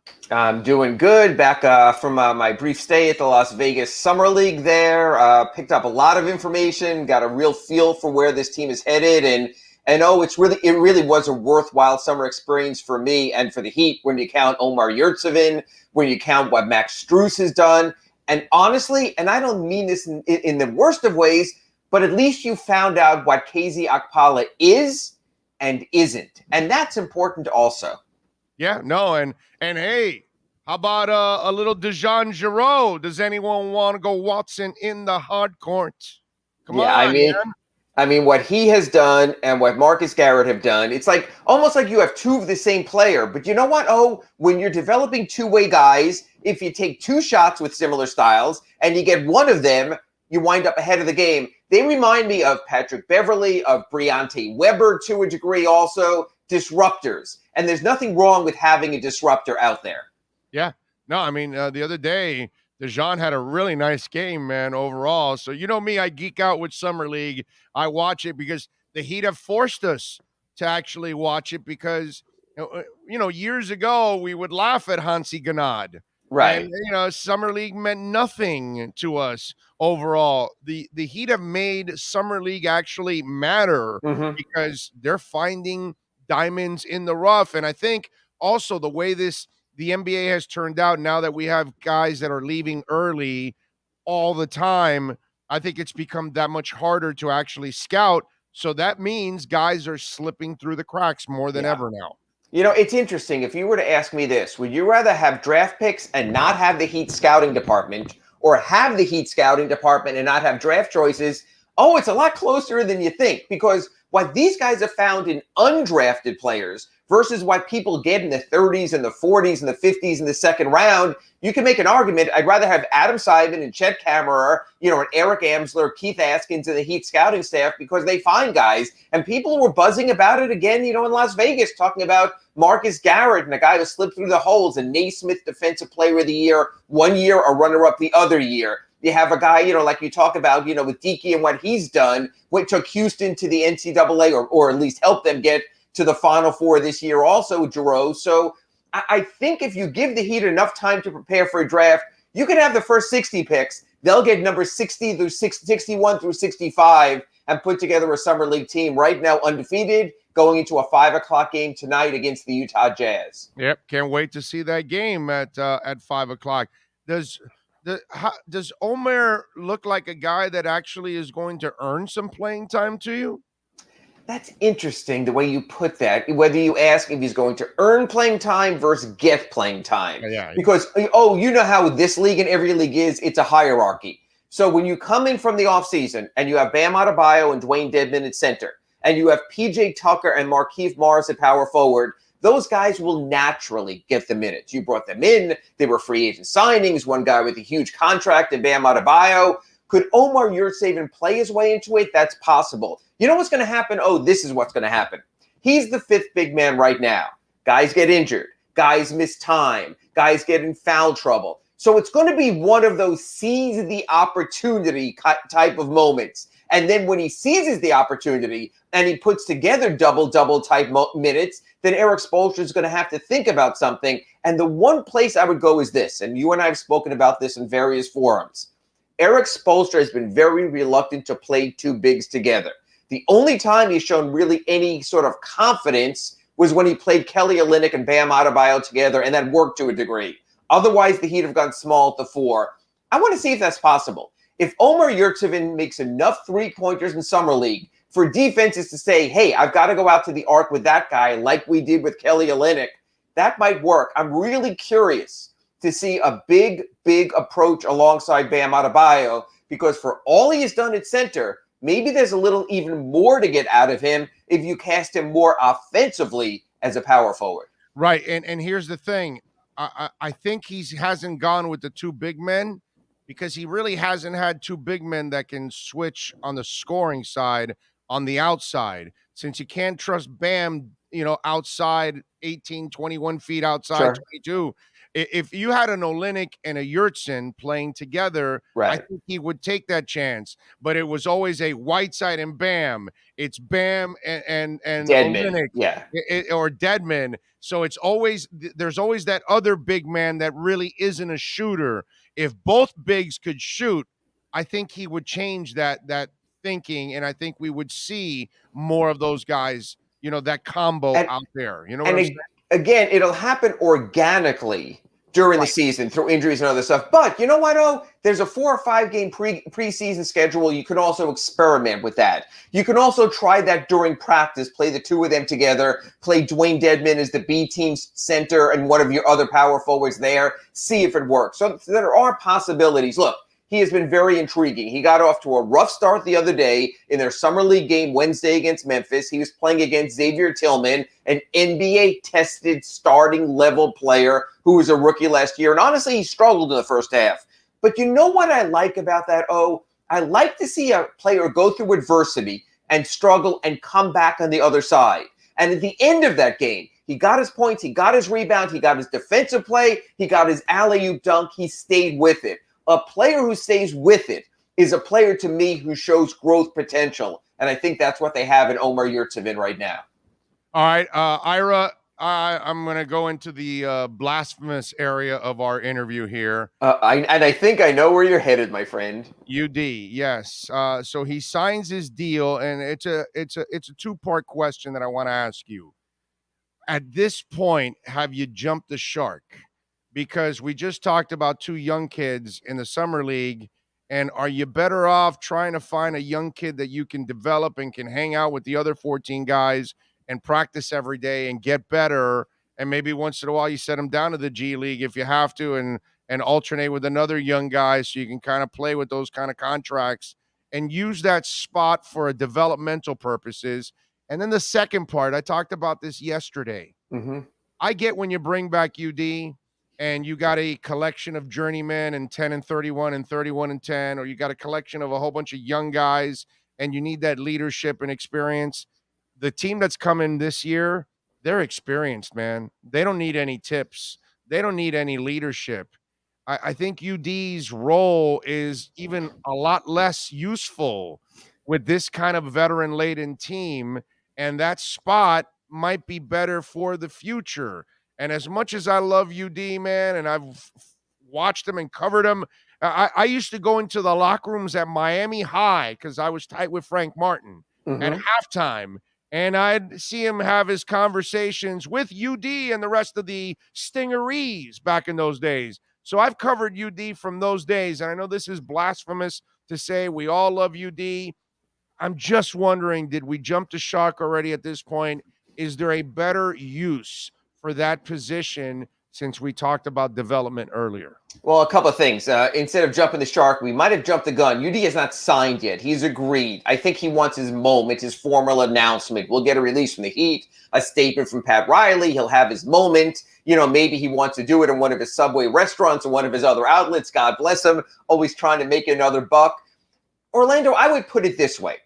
There's times and there's places where things like this work, and I think it has in recent seasons to a degree, like you point out, with a young roster where guys are like, oh, the OG is talking, and they get silent. And during a game where they're not producing and UD knocks down a vending machine or something, fine.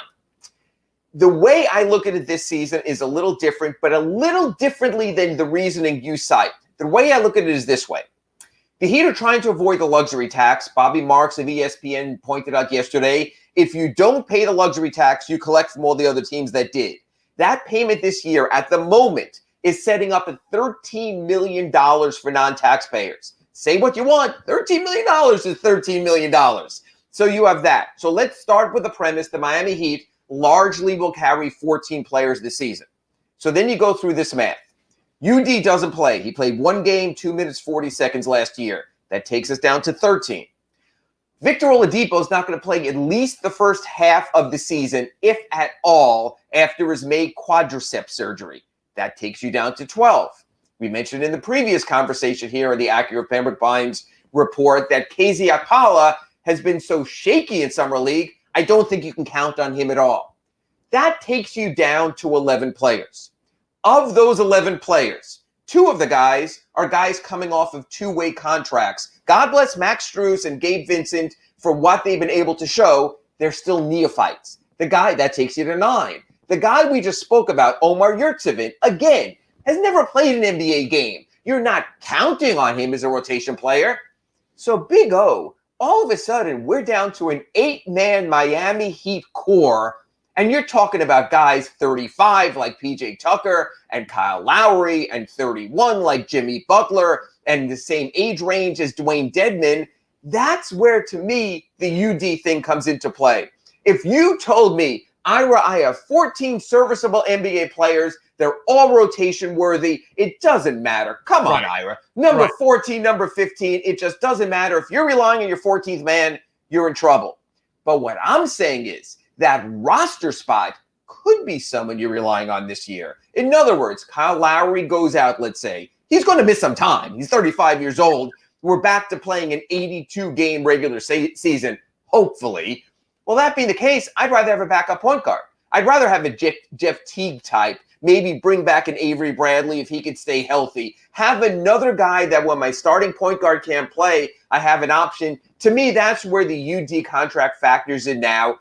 That's where I think the Heat, unlike previous seasons, had to say, with the Oladipo situation, with the case of KZ not fully developing, with only carrying 14, that's what makes this situation with UD different than last year or the year before or the year before that. He has not had a rotation role since the 14-15 season. Wow. I mean, it just I know it's one of those things that you know, it's taboo to talk about, and you know, it makes you sound like a hater, and you're not a hater. You want what's best for the team, but you added a third reason to why, you know, you probably should be doing something else. But even if you brought him back, is it because his salary doesn't count at all against the cap? Because or can you sign a veteran at the minimum and it still won't count against the cap, and they can make all that extra money? No, it's the NBA salary cap works this way. All players on minimum 1-year contracts count as a 2-year player. And the reason they did that, and this is a problem in the NFL and some other cap places, is veterans didn't want to say you're going to sign a younger player because he's cheaper than me on the minimum scale. So UD with 10 or more years experience will earn $2.6 million in actual bi-weekly checks from the Heat. However, he will only count as $1.7 million. The 2-year scale, the same as Max Strus, the same as Gabe Vincent, the same as Omar Yurtseven, that even if you're a rookie or 1-year player, you count as the second year. So basically that means you don't have to worry about age of a player or experience. Everyone on a 1-year deal on a minimum salary is going to earn that amount. But it does count against the cap. And it counts against the cap to the point that it leaves the Heat about $300,000 to $600,000 under the NBA luxury tax. That means, as I gave you, the minimum is 1.7. You'd have to wait 2/3 of the year to sign a 15th player to avoid the luxury tax, which is what I think they're going to do. Until then, I think they're going to be kind of shorthanded. That there's going to be a game. You're going to come on the Big O show here, maybe the Acura Pembroke Pines report, say that Kyle Lowry is going to miss the next 3 games with a strained hip flexor, and we're going to debate whether you're starting Gabe Vincent or whether you're playing Tyler Hero out of position, and you're going to go to me, Ira, they could have had a Jeff Teague or an Isaiah Thomas or an Avery Bradley or another veteran point guard. What's going on here? And I'm going to go, hey-oh, it's the luxury tax. This roster is sort of locked in unless there's a trade. Right. Okay. Ira Winderman, of course. Make sure you follow him on Twitter at Ira Heatbeat. You can catch him twice a week here on Tuesdays and Fridays with the Acura Pembroke Pines Miami Heat and NBA report. Don't forget to smash that like button while you're watching or listening to the podcast. All right. So, Ira, when we look at our boy, the Struce is loose. Okay, he played last year some NBA games, so this is not a kid that has no experience. This is a kid that has experience, got a taste of the NBA. Clearly, he's been prepared for this offseason. And the other night, obviously, ending that double overtime game with the three and all that stuff, and so he's kind of feeling himself. So here's my question: is he feeling himself, and should Tyler Hero be feeling a little Struce is loose? Because what happens if Tyler doesn't come in and play the way he should play? Could a Struce is loose get or take some time away from Tyler because they need that score from the edges? You know, it's interesting, though. I've gotten a lot of the similar sort of comments and questioning regarding Kendrick Nunn in the previous 2 years. And Kendrick Nunn's been outperforming Tyler Hero, especially last year. Why isn't he getting the benefit of the doubt? Why isn't he coming back in free agency? Oh, and you know this from when you go and you scout, whether it's the Senior Bowl or go to the Combine also. A lot of sports scouting also is dependent on upside. It's ultimately where a player can be. And so the thought all along from the Heat, and I believe correctly so, was Tyler Hero had a greater upside than Kendrick Nunn. Would you agree with me on that? Yeah, I definitely would agree with that. Yes. Okay, so you have that. I think it's going to be the same thing with Max Strus. I think Max Strus can be a Duncan Robinson-like project and be the kind of guy that every time he's on the court, you have to know where he is, just like with Duncan Robinson. But I still believe that Tyler Hero has the higher upside. Plus, a year from now, in this same time frame, the Heat will have to decide on his rookie scale extension. They gave Bam Adebayo the extension, $163 million. You know what? It's going to be a make or break decision next year. You don't want to lose a guy for nothing, but you don't want to overcommit to him either. So I think this, to a degree, becomes a Tyler Hero tryout year. Now, you're playing to win. It's the Heat. We speak about this every week on the Acura Pembroke Pines report. I understand that. But still, when you look at the situation right now with Tyler Hero, they've got to learn as much as they can. They've got to see him in every possible situation. Starter, reserve, on the ball, off the ball. What is he? Who is he? Because next year at this time, when he knocks on the door or his agent or Pat Riley and says, you know what? I think 5 years and about $170 million would sound good. Pat Riley has to go, maybe you're right. Or he has to go, hell no. We saw the last few years. So I think that's part of it also. Part of this is you simply have to see who Tyler Hero is, what Tyler Hero is. He has to get his minutes. He has to get those opportunities. You're also looking in the long range, especially when at least you're without one of your upcoming first-round picks. All right, follow up to that, and we'll wrap it up with this. Ira Winderman, of course, with our Acura Pembroke Pines Miami Heat report. What is Max Strus in the eyes of the Miami Heat? What is Max Strus in your eyes overall? What are you hearing? Because this is a kid, obviously, they've been grooming him, and he's having a good summer league overall. What are the plans for Max Strus? Do you expect him to earn time in the rotation? Because he has a skill set, and he's better at his skill set than most of the veterans that they have on this team. I'd rather have Max Strus shooting a three than Jimmy Butler, Lord knows that. So talk to me a little bit. What is the plans for Max Strus? Are there any plans for Max Strus, or is he going to be just, watching from one of the best seats in the house? No, I think because Victor Oladipo is going to miss the first half of the season, I think at worst, Max Strus will be a placeholder in the wing rotation.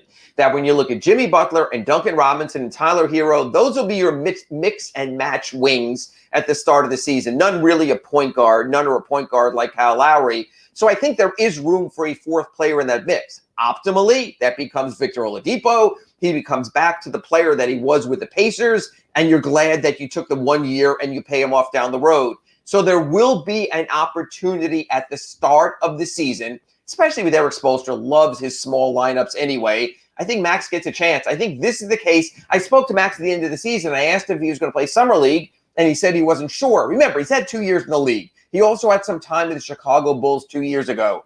I think by him making this commitment, by coming out here, some guys' Summer League can really matter, and I think that's the case with Max. So, I think he gets rotation minutes, not major minutes, that 8-10 minute role at the start of the season. And kind of, if he's hitting shots, he stays in. If not, you turn in a different direction. But yeah, he's played his way into it. He's merited that. And you do that until Victor Oladipo does or does not come back.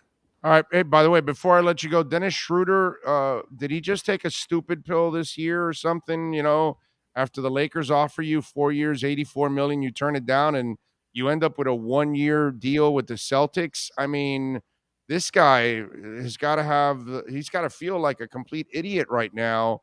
And I don't know if he's married, but Ira, you and I are married. He is. Can you imagine what your wife is saying? Like, really? You turned down 84 and we're making 5.9 this year? What the hell is wrong with you? I mean, his wife can't be very happy either. Well, first, if I was making 5.4, my wife would think I'm a sugar daddy, so I'm not going to complain about the money. Not in our – don't compare to our world, okay? Okay, but you know what I'd say is this. Even last season, Victor Oladipo turned down, I believe, a 2-year, $44 million extension from the Rockets. He's making 1.7 or $2 million on the veteran minimum scale. It happens. It's a matter of ego. You think you're worth something, and all of a sudden names keep coming off the board, and you start to realize that, hey, there's no job there. There's no job there. There's nothing there. That's what happened to Dennis Schroeder. He still could have played a hand earlier in free agency like Spencer Dinwiddie did and gotten his money, but he thought he was worth more. And, people are asking me, do you think this makes the Celtics better? Remember, they lost Kemba Walker in the offseason, brought in Al Horford. I always worry about a player on a 1-year deal trying to show he's worth more, that he's playing more for his numbers and for his statistics than for his team. I think it's going to be a very difficult deal for a rookie coach in Boston to manage this season. On paper, it's a heck of an addition for Boston. They needed him to play with Marcus Smart on the backcourt. But for a guy who's trying to prove it and make his own money, maybe ahead of the team, I think it's a dangerous situation also. Every year we see that cautionary tale. And you know what, to sort of put the whole bow on this whole thing, that's why you tamper, that's why you cheat, that's why you know you have your deal before free agency starts, because if you don't tamper, you don't cheat, you don't gun jump the whole situation, you wind up left behind. If you ain't cheating, you ain't trying, and you ain't getting paid in today's NBA. Follow him on Twitter at Ira Heatbeat. Make sure you catch his work there at the South Florida Sun Sentinel. Subscribe and support our local journalists who do a terrific job. Ira, enjoy your weekend, my friend. Stay safe, stay dry, since we are going to get some rain. We will see you on Tuesday. And I'm still looking for that 5.4 veteran minimum deal. Thank you, O. You got it. It's coming. There you go. The great Ira Winderman. Don't forget to smash that like button while you're watching. It's very important. Or if you're downloading the podcast at any time, day or night, smash the podcast. We'll take a quick break. We will start hour number 3 next. There's no need to drive around South Florida wasting valuable time looking for a new or certified pre-owned Acura. Go to the #1 volume sales dealership in the Southeast United States. Craig Zinn's Acura of Pembroke Pines. Purchase with pace and space in a dealership tailored to your needs. From home buying to providing that personal touch. Contact the 2020 Satisfaction Award winner Craig Zinn's Acura of Pembroke Pines. 888-776-5123. That's 888-776-5123. Or visit them at 15601 Pines Boulevard in Pembroke Pines. If you're a Miami sports fan, then there's only one store to go to, and that's Caneswear at Miami Fanwear in Davie. They're your one-stop shop for all your inner Miami CF, Canes, Dolphins, Panthers, and Marlins merchandise. They have hats, t-shirts, game day jerseys, and so much more. Located at 2511 South University Drive in Davie, and open 24/7 online at caneswear.com or innermiamiwear.com. Call them at 954-835-5597. Caneswear, the spot where inner Miami and all Miami sports fans shop. This is the Big O Show. There's many ways to support our program, from subscribing and liking the show to visiting our terrific sponsors. Another way is using Cash App. If you would like to donate to the show and help us grow, download Cash App and search Cash Big O Show. That's Cash Big O Show. We appreciate your support as we continue to build the best sports show on the planet for South Florida sports fans. Support the Big O Show by using Cash App and donate to Cash Big O Show. Thank you for your incredibly loyal support. This is the Big O Show. There's no need to drive around South Florida wasting valuable time looking for a new or certified pre-owned Acura. Go to the #1 volume sales dealership in the Southeast United States. Craig Zinn's Acura of Pembroke Pines. Purchase with pace and space in a dealership tailored to your needs. From home buying to providing that personal touch. Contact the 2020 Satisfaction Award winner Craig Zinn's Acura of Pembroke Pines. 888-776-5123. That's 888-776-5123. Or visit them at 15601 Pines Boulevard in Pembroke Pines.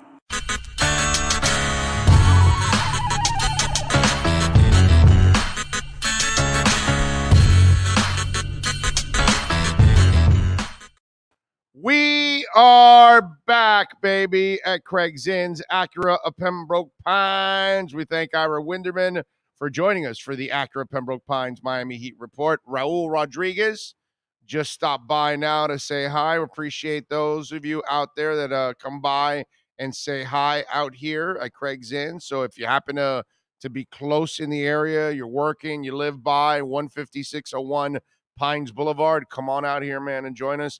Plus, you might be able to get a great deal on a vehicle right now. You can buy a certified pre-owned, and of course, the lot is loaded with brand new vehicles, great options, great selections.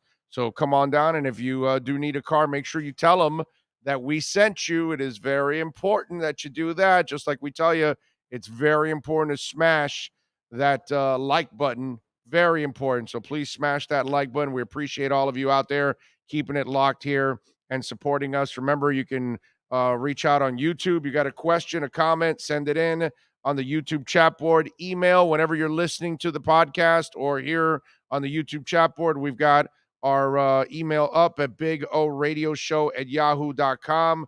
Twitter is up also, Big O Show.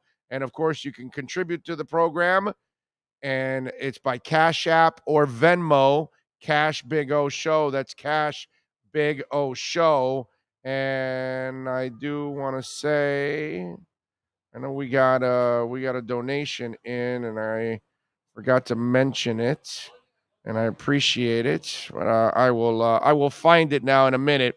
But I appreciate all of you out there as always, man, supporting us like you do, because it's really, really important supporting us, man.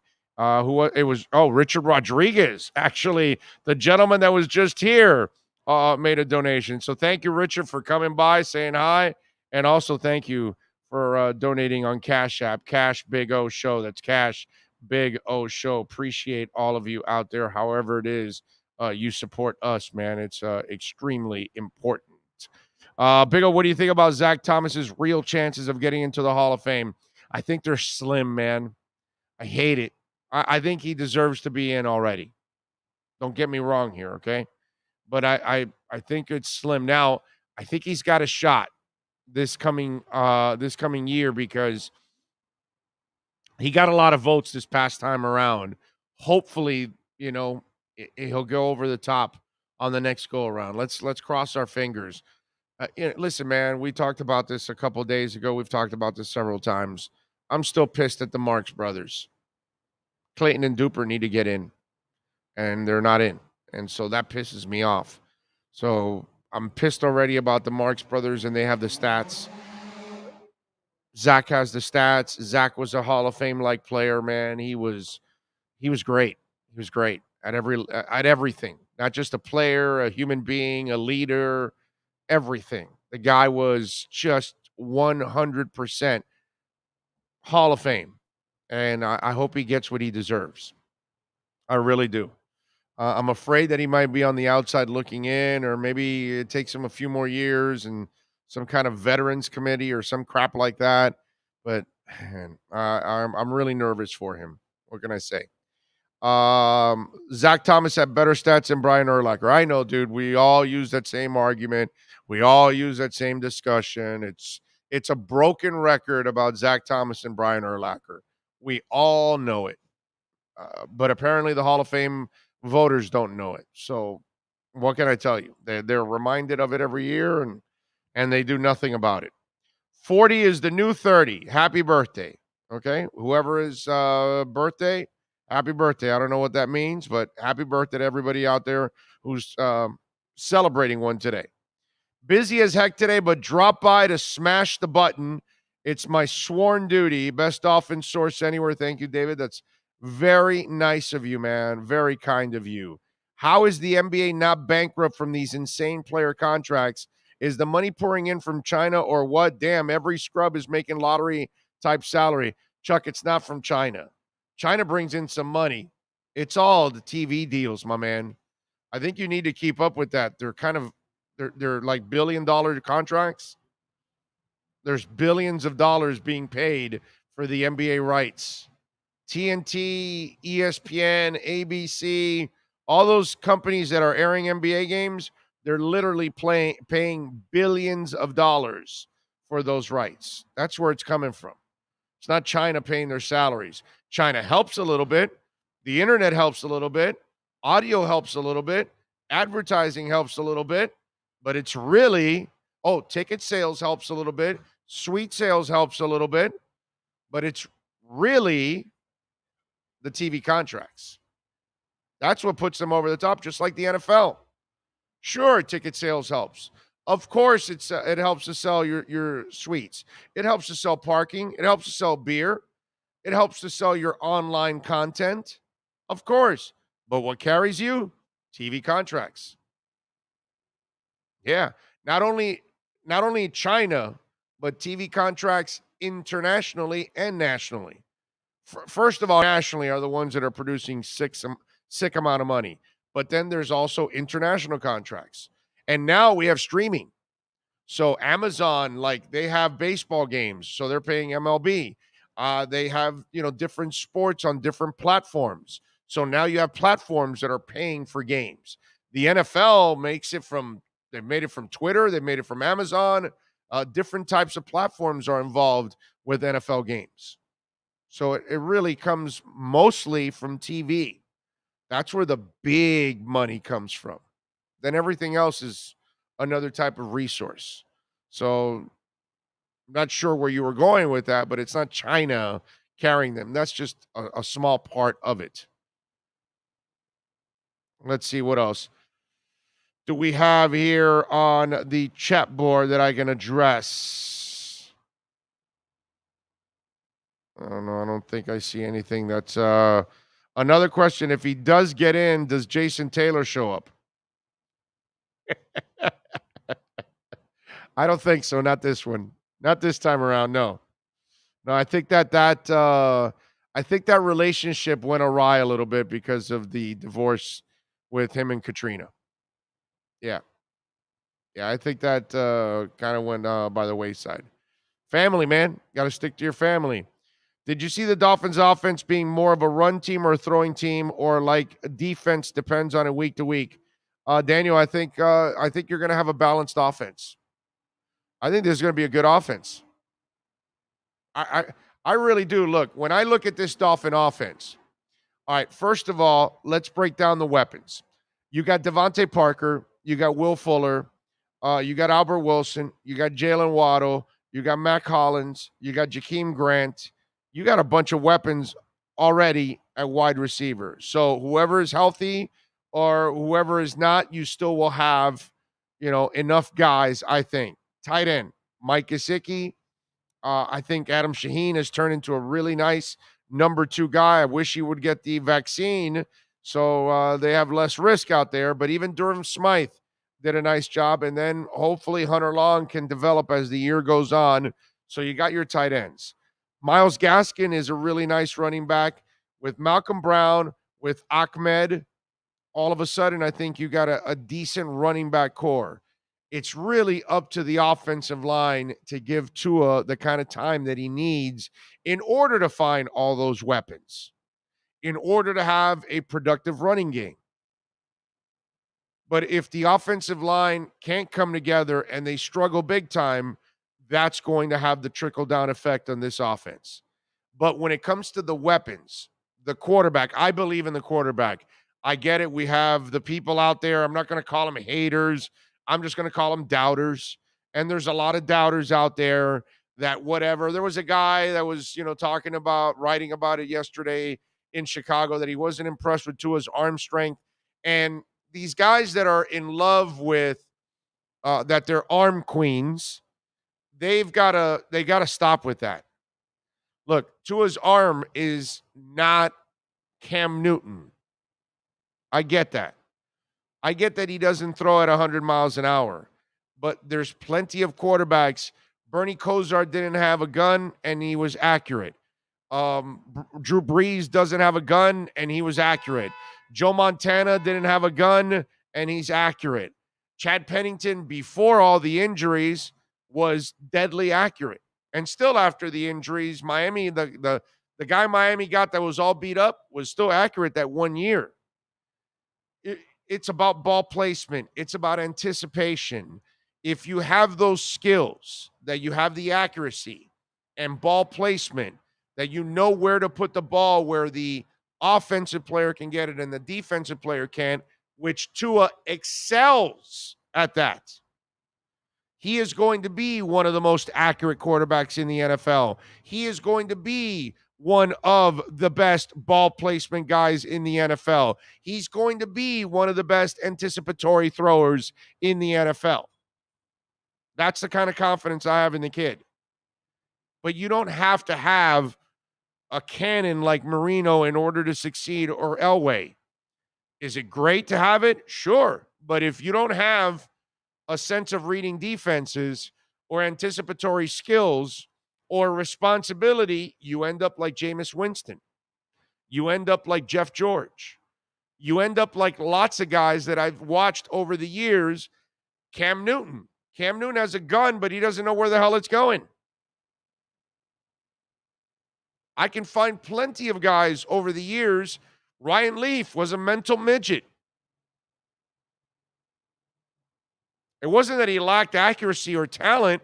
It was that he lacked the mental capability to handle playing at that level and the responsibilities that come with it. And he cracked. So I've watched the guys that look like absolutely Adonis. I've seen the guys that have a cannon and they can throw it for 100 yards, but I've also watched all those guys suck at the next level. Achilles Smith looked great. He can throw it for like 300 yards, and he couldn't play a lick in the NFL. Jamarcus Russell was absolutely enormous. Had the greatest workout of all time, people say. You know, I watched the workout too, but I don't fall in love with workouts. I think I just said that in the first hour about Zach Wilson. Throwing against wind that never impressed me. Show me the big games where you, at BYU, that you were beating big-time teams and things like, and big-time defenses. Show me that. It's kind of like what I've been telling you.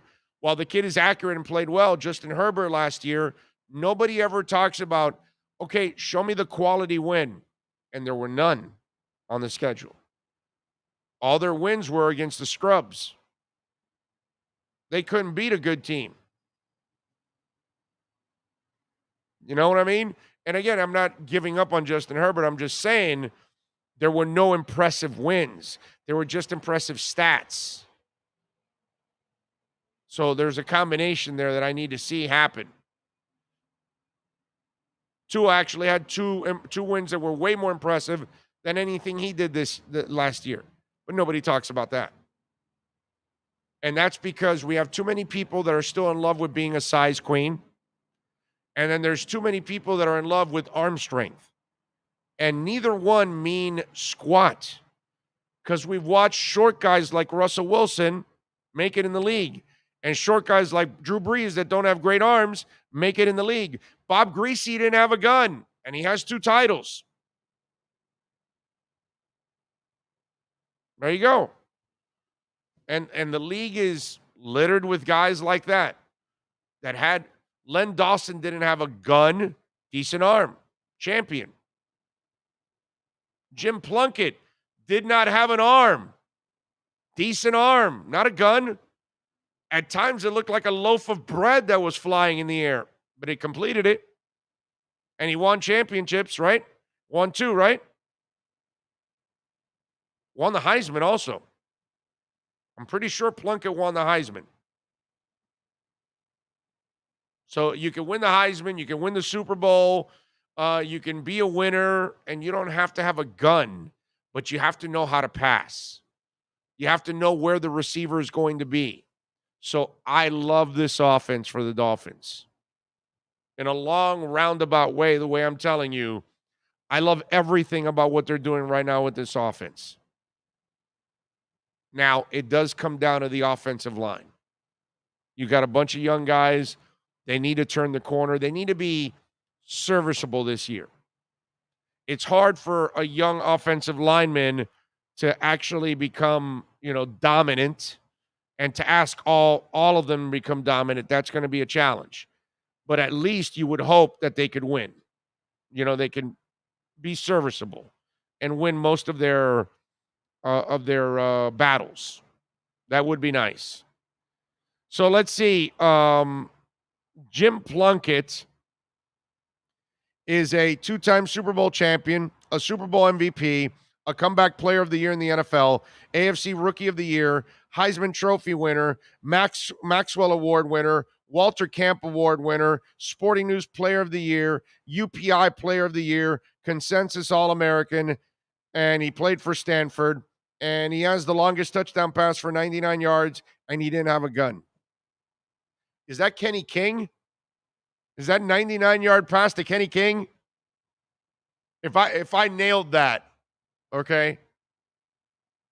Nobody's here. I'm the shit. I just want you to know. I'm the shit. Tell me if it was Kenny King. Because I remember Kenny King just coming down the sidelines, and his face, you could see it in the face mask, and he was just tearing down that sideline. And was he number 33, if I remember? 99 yards. I wonder if it was Kenny King. Oh, Cliff Branch? Oh, okay. All right. Cliff Branch. Cliff Branch was so good. Is Cliff Branch, can you tell me if Cliff Branch is in the Hall of Fame? I would put his ass in the Hall of Fame. He was a hell of a player. He's got to be in the Hall of Fame. Man, it's hard to remember everything, man. Seriously, it really is. It's hard to remember everything. Big O, I was referring to Tony Kornheiser's comments on NBA salaries and the crazy contracts, and the NBA ratings are way down. TV deals are losing money, but being propped up by foreign investor. See, I knew that there was some kind of political stuff going on there. Again, I don't know what Tony Kornheiser says. I'm not keeping up with it, but the way you phrased it was that China was paying the salaries, and it's not. It's the TV deals. No, he's not? Wow. He's Hall of Fame worthy. I would put Cliff Branch in the Hall of Fame. Guy was a hell of a player. Pain in the ass. The Cliff Branch dilemma. There you go. Right. Right. It's crazy. I would put Cliff Branch there, dude. I got no problem with that. Big O, Jakeem had a few drops yesterday. Do you think he's on the hot seat? No, I don't. I don't think he's on the hot seat at all. The only people that think he's on the hot seat are the people that hate Jakeem Grant and don't want him on the team. Those are the only people that are coming up with hot seat stuff. That's it. So if you're not a Jakeem Grant fan and you want him traded, you have him on the hot seat. That's all. He's not there to be a receiver, bro. He's there to be one of the best returners in the NFL, and that's what he is. I don't know how many. It seems like I repeat this every day. And then it seems like there's many of you that keep hanging on the receiver thing. And I don't know what this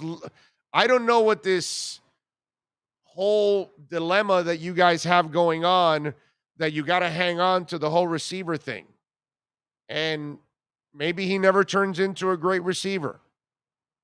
Maybe he's a decoy and you use him once in a while, but he's a great returner. That's all. He's a lot like Devin Hester. He's a lot like Brian Mitchell.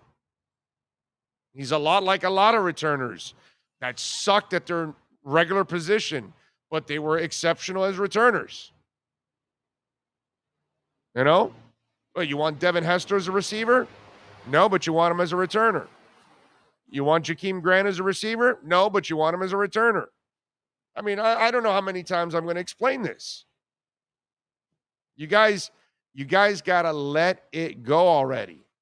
You make it sound like the only reason he's going to make the team or get traded from the team if he doesn't excel as a wide receiver. He doesn't have to be a star wide receiver. He doesn't have to be a good wide receiver. He's a great returner. I mean, ladies and gentlemen, let's go. You got to let it go already. Really. Let it go. Pats beat Washington yesterday, 22-13. We talked a little bit about that. Pittsburgh beat Philadelphia 24-16. I saw some of the highlights. I saw Jalen Hurts. I got to see more, but, wasn't like any incredible stats. Got the Bills and the Lions tonight at 7. I'm going to watch that. I'm going to definitely watch a little bit of Bills and Lions. Titans and Falcons tonight. I doubt the starters play much for the Titans.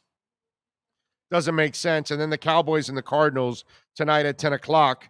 We'll see who ends up playing for the Cowboys. I would imagine some of their frontline guys aren't going to play either in that one. What else do we have going on? We talked a little bit about the Field of Dreams. Although, you know what I didn't talk about with the Field of Dreams? The Guy Fieri hot dog apple pie combo. Whoa, doggy. That sounds really interesting. The way it was baked, did you see that thing? You wanted one, right? No? No, not at all? Oh, I do. I want to try it. I want to try it because I do like hot dogs. Love apple pie. And I was thinking, I'm trying to picture the combination in my taste buds. And I was like, this thing might work actually, because I didn't think about it. But, it takes a Guy Fieri to actually figure that out, because that's his wheelhouse, dude. That's the guy. And I'm going to trust him. I watch his shows all the time. Usually if I can go to a place that he suggests, it's the bomb. I don't know, man. I think I want to try that. You know what's next, right? It's going to be marketed. He's going to. That was the platform right there for it to take off. I can see it. It's going to be in our frozen food aisle. Although that's where it kind of loses its luster. That's where I'm not going to be. I don't know if I'll like it then, because frozen, unless it's DiGiorno, that's it. Outside of that, I'm not in for that. What else do we have here? Chuck Cooper says, Chuck, you worry too much about others that they don't matter. I mean, really, dude, you listen to Colin Cowherd. When somebody tells me I listen to Colin Cowherd, I'm like, do you have to? Really? Is your life that voided of entertainment that you got to listen to Colin Cowherd?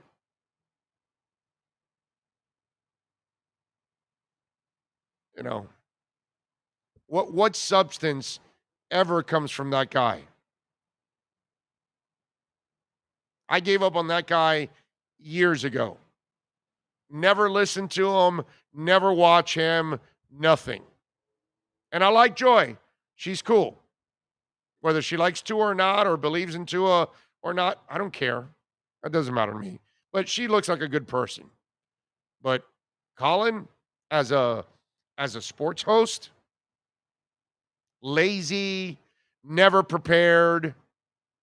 You can tell he rides his producer's coattails. I since I've done this for 30 years, I know when a host is prepared and a host isn't prepared, and a host is half-assing it and BSing and trying to just fill airtime. Yeah, I'm not a fan of that, man. Not a fan. Gotta say. So I don't waste my time. And if I see that you're, quoting that dude, then, I feel for you. What can I say? Ray said Joe Montana didn't have a gun. I said that. Yep, I'm with you. Big Bob says we need an edge rusher like Kennard Lang. Are you talking about the Canes or are you talking about the Dolphins? Which one? Actually, I shouldn't say that because the Dolphins do have a pass rusher. They have Agba. Van Ginkel helps out, right? So Jalen Phillips was drafted. You got to be talking more because we have no idea who the impactful defensive ends are going to be for the University of Miami. Joy is, voice is a little rough. Joy is, I don't know what that stands for, sir. Oh, wait a minute. HAF, is that hot as F? I think. Okay. I'll go with that. Did you see part of Messi's new contract is crypto payment? Yes, I did. Smart man. Smart. He knows what the future is. You might as well get some. No, although I read that it's some coin there. It's not like he's getting paid in Ethereum or Bitcoin, I think. I got to check it out, but I think from my understanding, it's some unknown coin there. I had no idea what it is. It's not really like he's getting paid through Ethereum. That's what I would do. I'll tell him, all right, listen, pay me 50% of my salary in crypto, and out of that 50, I want 50% of it Ethereum. I want 25 Bitcoin and 25 Cardano. Just like that. Boom. That's what I would do. I mean, 50% of his salary is, generations can live off 50% of his salary. So no, it doesn't matter what happens with the crypto. You know what I'm saying? But the crypto is going to go skyrocketing with that kind of money. Woo! Boy, it'll be 5 generations down the line that won't have to work.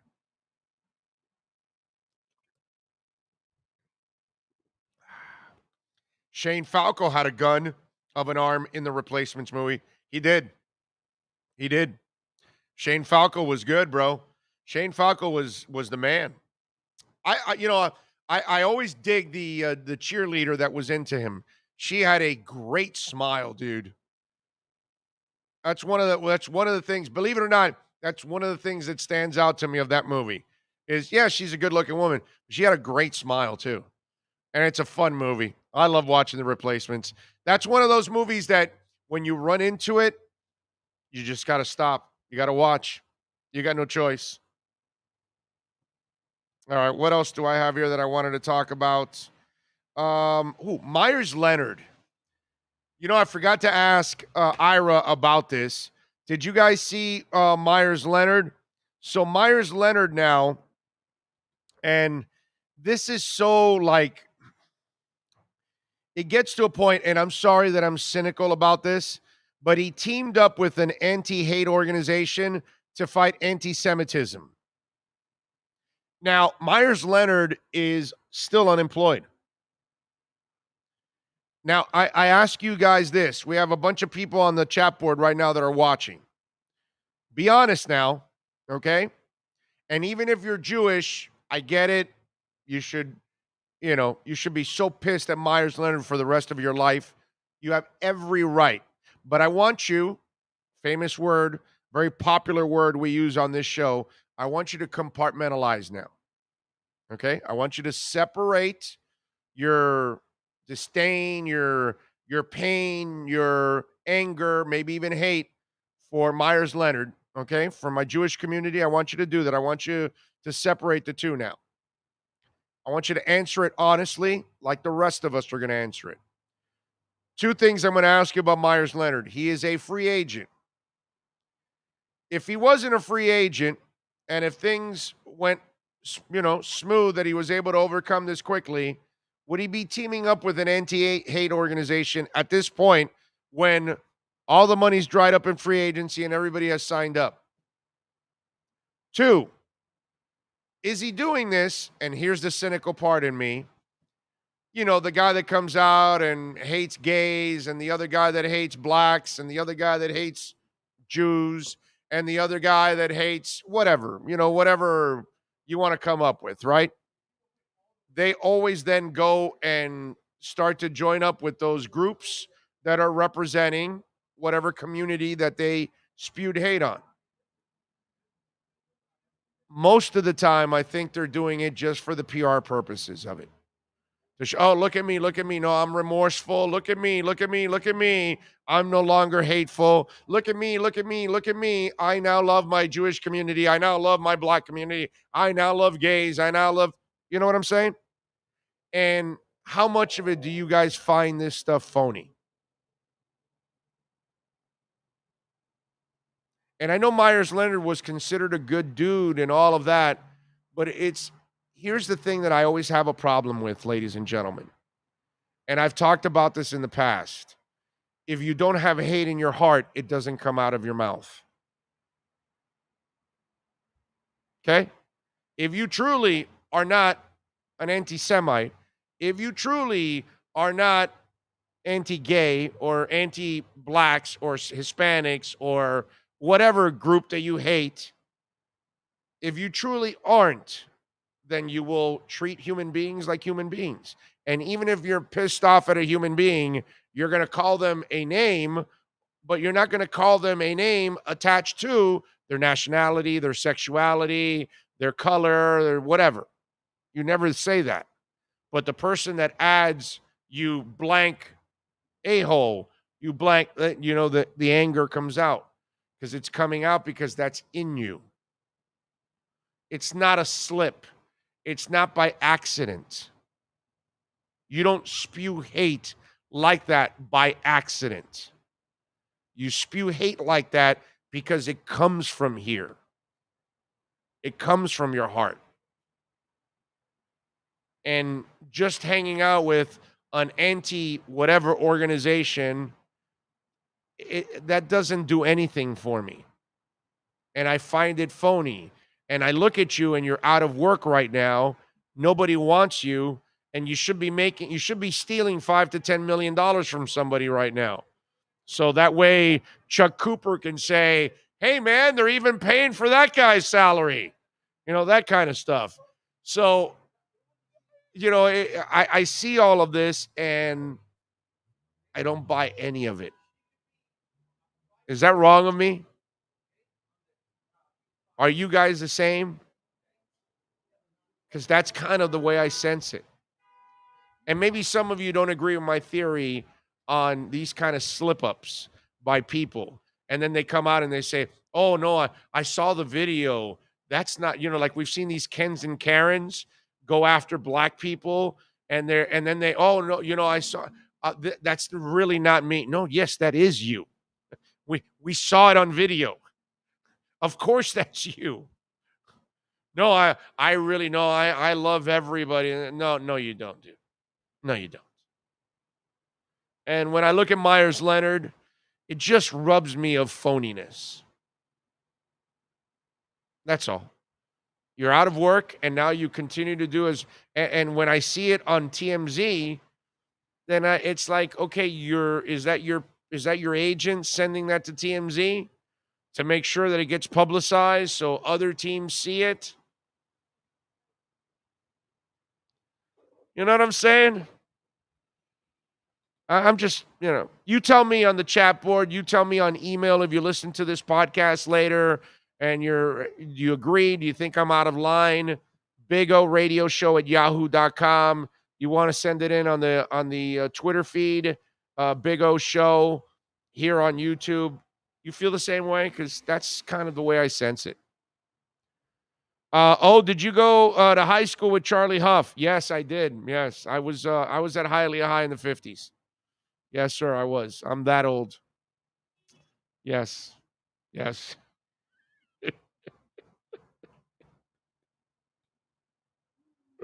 That's awesome. Tito Martinez says, Leonard said a stupid word-playing video game. We have Congress people hating and anti-Semites and nothing happened. My friends have doctors that play video games with them and they use similar words. You're not talking about friends. Friends can say whatever they can to each other and they use whatever nationality and all that kind of stuff. That's different. Okay? Not when you're talking about just somebody, what's it called? Don't, and also if somebody else is doing it, don't justify someone else's hate by somebody else using hate. That doesn't make any sense either. However you use it, it's wrong. But don't ever include a group of friends. I don't care if they're doctors or lawyers or musicians or broadcasters, a group of friends. There's different boundaries with friends. Okay? Friends can joke with each other about everything, their nationalities, their habits, whatever it is. Friends are friends, man. That's not part of anything that I'm talking about. Okay? I don't know if you have friends, but I got plenty of friends, and I got some friends that we could say whatever we want to each other, and it's completely joking, and we laugh about it. Okay? That's a whole different ball game. Big O, are you a pineapple on a pizza guy or not? No pineapple. No pineapple. Can't do that. But I am intrigued of the apple pie hot dog combination. I'm sorry. I am. I think it's actually a cool thing. Oh, Myers is totally authentic. Brought to you by Mrs. Cleo, Milli Vanilli, Fake Tits, and Dentures. Damn, O is only 54. I'm 56. We're not fossils. Moises Alou is the worst human ever. Moises Alou is absolutely a dirtbag. Yeah. R-Rod says, Armando to outkick. Your thoughts, Big O? I talked about it already at the beginning of the show. I'm not bro, I know what Clay Travis is all about. You can see through that dude. And I'm not a Clay Travis fan, bro. So wish Armando the best, but Outkick is not the kind of website that I ever go to. I'm not that's not my style. Sorry. I'm a hardcore sports guy. Okay? I hate when politics get involved, but I'm not going to force it down your throat. You know what I mean? I'll adjust to it. I'll answer it. I'll, whatever I have to do, but I'm not going to force it down your damn throat. All right, let's take a really quick break here. 30 seconds, baby. And we're going to talk some Canes football with Manny Navarro. It's the Caneswear Miami Hurricanes report. That's next. If you're a Miami sports fan, then there's only one store to go to, and that's Caneswear at Miami Fanwear in Davie. They're your one-stop shop for all your inner Miami CF, Canes, Dolphins, Panthers, and Marlins merchandise. They have hats, t-shirts, game day jerseys, and so much more. Located at 2511 South University Drive in Davie, and open 24/7 online at caneswear.com or innermiamiwear.com. Call them at 954-835-5597. Caneswear, the spot where inner Miami and all Miami sports fans shop. The viewpoint statements or beliefs expressed on the following program by the host, guests, or callers are not necessarily the opinions of FantasyXS.com, Media Group Inc. ownership, management, sponsors, or website. Time for Canes fans to get what they want. Information, insight, and perspective. It's the Caneswear Miami Hurricanes Report with Manny Navarro, exclusively on the Big O Radio Show. Here's Big O and insider Manny Navarro. Oh, it's a beautiful thing. Yeah, we're ready to talk a little Canes. Manny Navarro ready to join us here with our Caneswear Miami Hurricanes report. How you doing, my friend? You doing all right? Doing great, came back from practice last night, got home around 10 o'clock, and now I got the weekend off because everything is shut down again until next Tuesday or Monday, I think, whenever we get access again. That's all right. Well, working from your bedroom isn't so bad, bro. No. You'll be all right. You can even do the Caneswear Miami Hurricanes report from your bedroom. It's a beautiful thing, bro. It is. Absolutely. One day I got to come down there and hang out with you at Caneswear whenever you do the show. Yeah, I'll tell you the next date so you can come on out and join us. I'm actually going to talk to Brett either today or tomorrow about the date. By the way, did you watch any of the Field of Dreams game yesterday with the Yankees and the White Sox? I saw the highlights. Unfortunately, I wasn't able to watch it live. I think as I was getting home, I saw the messages about a walk-off home run, so I missed it live. But I saw the highlights, and I thought it was really cool experience. To do it in a unique location like that. I think baseball needs to do more of that kind of stuff, man, to get people engaged. They don't do a very good job marketing their stars. It's all about the teams. It's all about the Yankees, Red Sox, and Dodgers, and I think an event like that all of a sudden gets people to pay attention. Yeah, no, I'm with you there, but I wanted to talk about the really important thing. Would you eat an apple pie hot dog combo by Guy Fieri? Because I got to tell you something. At first, it sounded weird. Yeah. But then when I saw it last night, I was like, dude, I want one now. Yeah, I'm willing to try anything once. But I don't know that I would necessarily, become a big fan of apple pie and hot dogs together. I think that would be a little weird for me.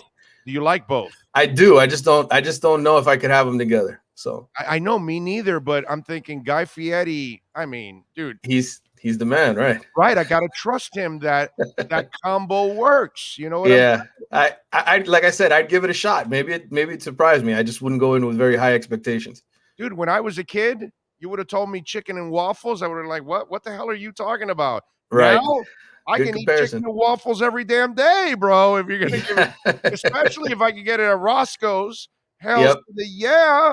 Right? That's like you go to Los Angeles, you stop at Roscoe's, right? Once at least, right? Oh yeah, I've done it before. Yes, absolutely. I've had the chicken and waffles. You gotta do that. You gotta do that. All right. So, what did you see from Canes camp yesterday? What stood out to you? Well, I think number one, they're in pads for the first time yesterday. That was kind of noteworthy. They're still not hitting, and I want to explain to people that even with these new NCAA rules, the reality is they're only going to tackle guys twice. That's in both of the scrimmages. So we know the scrimmage is going to be this Sunday. I would say this.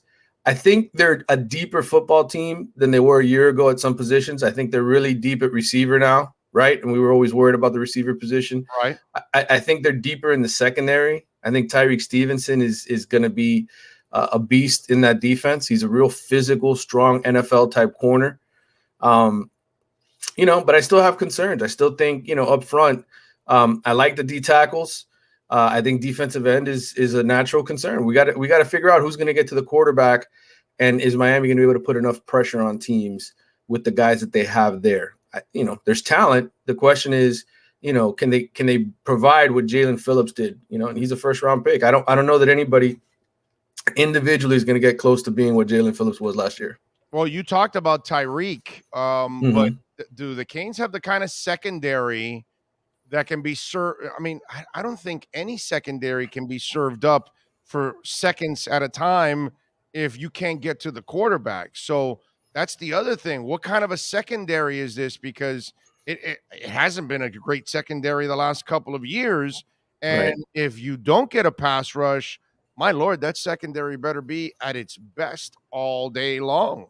Well, what I'll tell you is they're more experienced than they were the last 2 years. Okay, you got Stevenson, who's at least played in the SEC at Georgia. He only started 4 games for Georgia, but he was on the field. He had a role.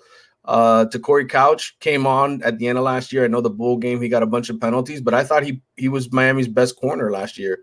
And then I really think DJ Ivey has taken his game up, another level. He looks like a senior should look, at this point. I don't think he makes many mistakes. I think he's got the NFL on his mind. He wants to have a great year. So to me, I think they've got 3 solid corners that are better than what they had last year. I think, guys were at a different level last year. Corey Couch was just sort of coming up last year in the middle of the year. And then, obviously you have Al Blades, who you're still hopeful that you're going to be able to get something out of him after everything he's been through the last year with, COVID, myocarditis, the stress fracture to his groin. I mean, he's coming along slowly. Bubba Bolden, I think he's going to be better too. the experience of playing last year. You don't have Amari Carter playing safety anymore. He was the guy that was killing you, getting the targeting calls. They moved him in the box, and you can tell that that's going to make a difference for him. It's a lot harder to get a targeting penalty when you've only got 5 yards to hit a guy versus 20 yards where you're sprinting. But some tells me that if somebody can do it, Amari Carter is the guy. He is the guy. He's the expert at that. I mean, he should be marketing that. I mean, that's how good he turned into that. Yeah, Target should have hired him, right, with an NIL deal there. He has targeted so many people. I hear Billy Corbin is going to do a movie on him for targeting so many. He's targeted more people than the drug mafia has over the years here in South Florida. Big O, you know what the shame is? Amari Carter is one of the sweetest guys. Like, in terms of just being a nice dude. I like you enjoy talking to him when you interview him, and it's just such a shame. I feel for him that he hasn't figured out that you shouldn't lead with your head. Let's call him the Sweet Ninja then. I mean, Sweet Ninja. There you go. Right? Amari Carter, the Sweet Ninja. I mean, man, that guy. Yeah. So let's hope so. All right. Van Dyke still looking like the number 2 guy behind De'Aaron King, and I keep asking you this because kid's coming back from a knee injury. He's a running quarterback. I really am concerned in that sense from De'Aaron King. He's not even a year removed from that surgery. We're asking a lot from that young man to go out there and play off that knee right away and stay healthy. It reminds me a lot of Preston Williams. That I thought the Dolphins rushed him back last year from the injury the year before, and he got re-injured. It reminds me a lot of, even though they're different injuries, and I don't know how much you follow Inter Miami, but Robbie Robinson has suffered back-to-back setbacks with the hamstring, and finally Inter, on that third time, they left him out for 2 months and let him finally heal up the right way, and the kid's been able to stay on the pitch now. And I just think at times desperation sets in for any team. We've watched it where they need the players so badly, they rush him back a little bit, and I do worry about that with De'Aaron King, no matter how much he looks like Superman out there right now. Yeah, I think I'll say this about Tyler Van Dyke. I feel as confident in his abilities as I did when Brad Kaya was quarterback here. I think that's a good comparison, to Brad. I think he's that kind of a thrower and passer. And Brad was thrown to the Wolves right away as a true freshman. This kid's already been here for a year. He's been in Red Lashley's offense for a year studying it. And what I really like about him is he's not a guy who's going to force the ball in there. He will turn to his right. He will turn to his left, throw the ball out of bounds, and he protects the ball. Is that going to be enough to beat Alabama if he's got to be pressing the duty? No, right? If Miami's going to beat in Alabama, if they're going to beat in North Carolina, they're going to need whoever's playing quarterback for them to make plays. But I think certainly if something were to happen to De'Aaron, I have confidence that Tyler Van Dyke could still lead them to a 9-10 win season, beating the teams that they're supposed to beat. I think he's that good of a quarterback. All right. That's actually something to look forward to. Offensive line, is that the group we feel the best about this year for the Miami Hurricanes? Yeah, I mean, I think in terms of experience, you certainly feel better about it. What's funny is, the Senior Bowl came out with their list of guys yesterday. Had 9 Hurricanes, and none of them were linemen. And obviously, Zion Nelson doesn't qualify because he's only in his 3rd year, and I know he's the top prospect. But you'd think Navon Donaldson, right? He's a guy who started 34 games in his career. That was going to be my follow-up of what shape is he in now that you've watched him a couple times now? Yeah, I think he looks to be in much better shape. From talking to people around Navon, I know he was over 400 pounds at one point last year while he was, coming back from the knee injury. I mean, it's just, how it is. Some guys, if they're not exercising, even it doesn't matter what they eat, they're just going to keep putting on the weight. Right. Exactly. I'm one of them too. So, I think Navon's just one of those human beings that he's a big dude. He eats. And if he's not training constantly, he's going to be up there in weight. And so I think look, I certainly think he's motivated. He looks like he's in great shape. I think he's down to probably 340. And I think you can play at that weight, right? You can play at 340, move guys out of the way and create holes in the running lane. So, and I'll tell you this, they haven't switched him out of the first team. When we last saw him as being healthy, he was being switched in and out for somebody else. Right now, him and Jalen Rivers are the two guards. And I think that Garen Justice, who we've yet to speak to in camp, I think he feels really confident in the two guys he's got there starting next to Corey Gaynor. The Alabama game, how do they build confidence for that game? Like, because for me as a media member or as a fan, I don't really look at them to win this game. The point spread's like 18, 20 points, whatever. If they keep it within 18, 20, I will be very impressed with the Canes. That's how low the bar is for me right now for them. So I'm wondering, what do you sense from this team confidence-wise about that matchup? Have they tried to psych themselves out to feel like they realistically have a chance? What are the coaches trying to do to build that confidence up to feel like they can not just compete, but maybe even win that game? Well, I think for Manny, he's internalized everything for them. It's, hey, you guys have yet to really play at your best in the time that I've been here, right? You lost FIU in a game you shouldn't have. You've lost to Duke. You've lost all these embarrassing games. Last year, we finally got over the hump. We stopped losing embarrassing games to teams that are worse than us. Now it's, can you show up and play against a team that's better than you, that's more talented than you, and, surprise everybody. And I think that's kind of what the selling point is. And I think, on the inside for Manny, the way, the psychology he's playing with those players is, hey, this is your opportunity to impress the NFL. This is the best, most talented team in the country. You guys go out there and individually you can show the country that, hey, we're worthwhile. We're not a joke. We're not that team of Miami of old. So I think those are the selling points. And certainly, you know what it's like in a locker room, man. Those guys, doesn't matter who they're playing against.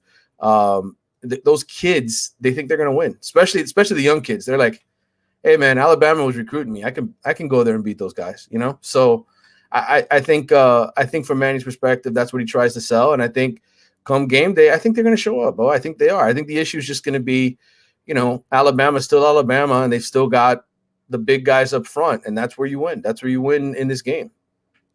Manny Navarro joins us twice a week, folks. All right, make sure you tune in, and you can catch him every Tuesday and every Friday here on the program, talking a little Canes. Follow him on Twitter at Manny_Navarro. Manny, when we look at the what was I going to tell you now on the now I brain farted what I was actually going to ask. Recruiting. Yes. They've had some news this week. Got some commitments. Talk to us a little bit about it. Yeah, Markeith Williams is a 6 foot, 175-pound safety out of Orlando Evans. He's a 4-star commitment from there. It plays actually for Kennard Lang. There we go. Repeat it again because you went a little fuzzy there. Go ahead. Oh yeah, no, just Markeith Williams, 4-star safety, 6 foot, 175 pounds. He's a ball hawking type guy. A lot of interceptions. No more for his coverage skills than hitting skills per se. But he plays for Kennard Lang, former Hurricane, up there at Orlando Evans, and he's a good pickup for them. They've got 4 guys now in their secondary that are all 4-star recruits, all ranked in the top, 250 or whatever nationally. So that was a real big emphasis for Manny Diaz. They haven't signed many cornerbacks of late. They had a lot of good ones leave town.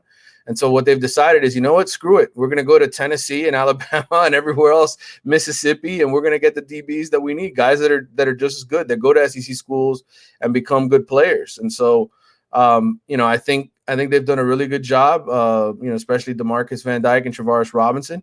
Ishmael Aristide, who's the strikers coach, he went to Orlando Evans, so I think he was kind of the lead recruiter on this kid. But look, they're answering the bell. They changed Mike Rumph out, right? Ephraim Banda left for Utah State, and they brought new guys in because they wanted to do a better job recruiting guys in the secondary, and I think that's what they're doing. They're just continuing to prove that they can do that job. Was Mike Rumph a disappointment in your eyes? I don't think as a coach, Mike Rumph was a disappointment. I think as a recruiter, it was disappointing to see some of the losses, right? I mean, you had some really good players here in South Florida. Tyson Campbell, he went to Georgia, became a player for them over there. Patrick Surtain's son went to Alabama. But, again, it's funny, we love to point the finger and say, hey, how come this guy's not winning the recruiting battle? Again, like I just mentioned, DVD and T-Rob, they're going out of the area to get players. I think the issue Miami still has is for the last 18, 20 years, they've been mediocre Miami, not Billy Corbin's eye on the U or whatever Miami. It's just it's that's the bigger issue that they have to overcome. Last year, I think COVID helped them recruit really, really well here because kids couldn't take official visits. They couldn't leave town. Now you look at the top 6, 7 recruits in the county. I mean, Miami's not leading really for any of them, So I think, again, if you're going to change the narrative in South Florida, you got to win. And I think that's how Manny Diaz improves recruiting overall. By the way, I thought you guys were going to get Armando. What's the Athletic? Yeah, bro. What's up with the Dolphins beat? I don't know. How have you guys not filled that hole yet? That's amazing. Hey, listen, man, it's funny. Somebody called me the other day and they said, you should take that job. You should take over the Dolphins beat. And I said, listen, I've been covering the Canes now for 2 decades. Yeah, no way, bro. Yeah. And yeah, I mean, for me to switch it up now, I may be asked to pinch hit, which, the Athletic likes for me to do. I did it with the Heat. I know that's coming already. I know they got you. I know you're going to end up covering the Dolphins too, but right. I figure you guys would have, I thought for sure. I mean, Armando completely threw me off when he went to that place, but I thought for sure it was the Athletic yesterday. That was my prediction, especially with Rojas there and you, and so I figured, okay, he's going there, but no, dude, he went to the Outkick. So, like, when's that spot going to be filled on the Athletic? Yeah, I'm not sure. I like I said, it's going to be an internal hire as far as I know. They want somebody from the inside, so it's a matter of moving parts around and so forth. But look, the Athletic has in the past we've had beat writers on certain beats, and then we haven't, and yet we still have national guys swoop in and write stories and cover the important stuff for us. So it's just a matter of timing and who the right fit is for that job. But I have a feeling I will be at a few Dolphins games or practices or press conferences or those kind of things because, they're still an important team in this town, just like the Heat are. So whenever I get those phone calls and the tap on the shoulder, I will be doing my duty for the Athletic. Yeah. Hey, Manny, can you get the really early flight on Sunday so you can cover the game? Leaving. Yeah. That's I can already see that happening to you, my brother. Yep.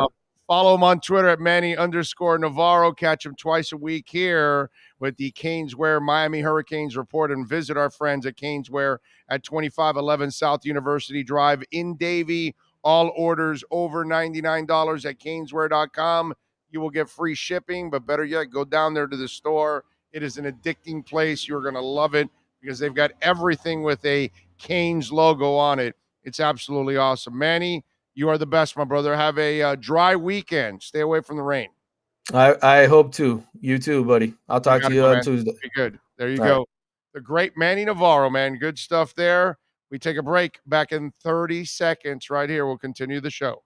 If you're a Miami sports fan, then there's only one store to go to, and that's Caneswear at Miami Fanwear in Davie. They're your one-stop shop for all your inner Miami CF, Canes, Dolphins, Panthers, and Marlins merchandise. They have hats, t-shirts, game day jerseys, and so much more. Located at 2511 South University Drive in Davie, and open 24/7 online at caneswear.com or innermiamiwear.com. Call them at 954-835-5597. Caneswear, the spot where inner Miami and all Miami sports fans shop.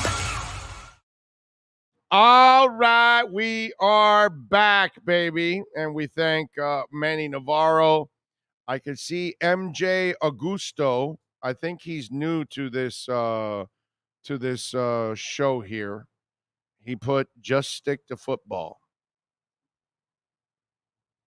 That will be your one and only break you will get, MJ. Just so you'll know.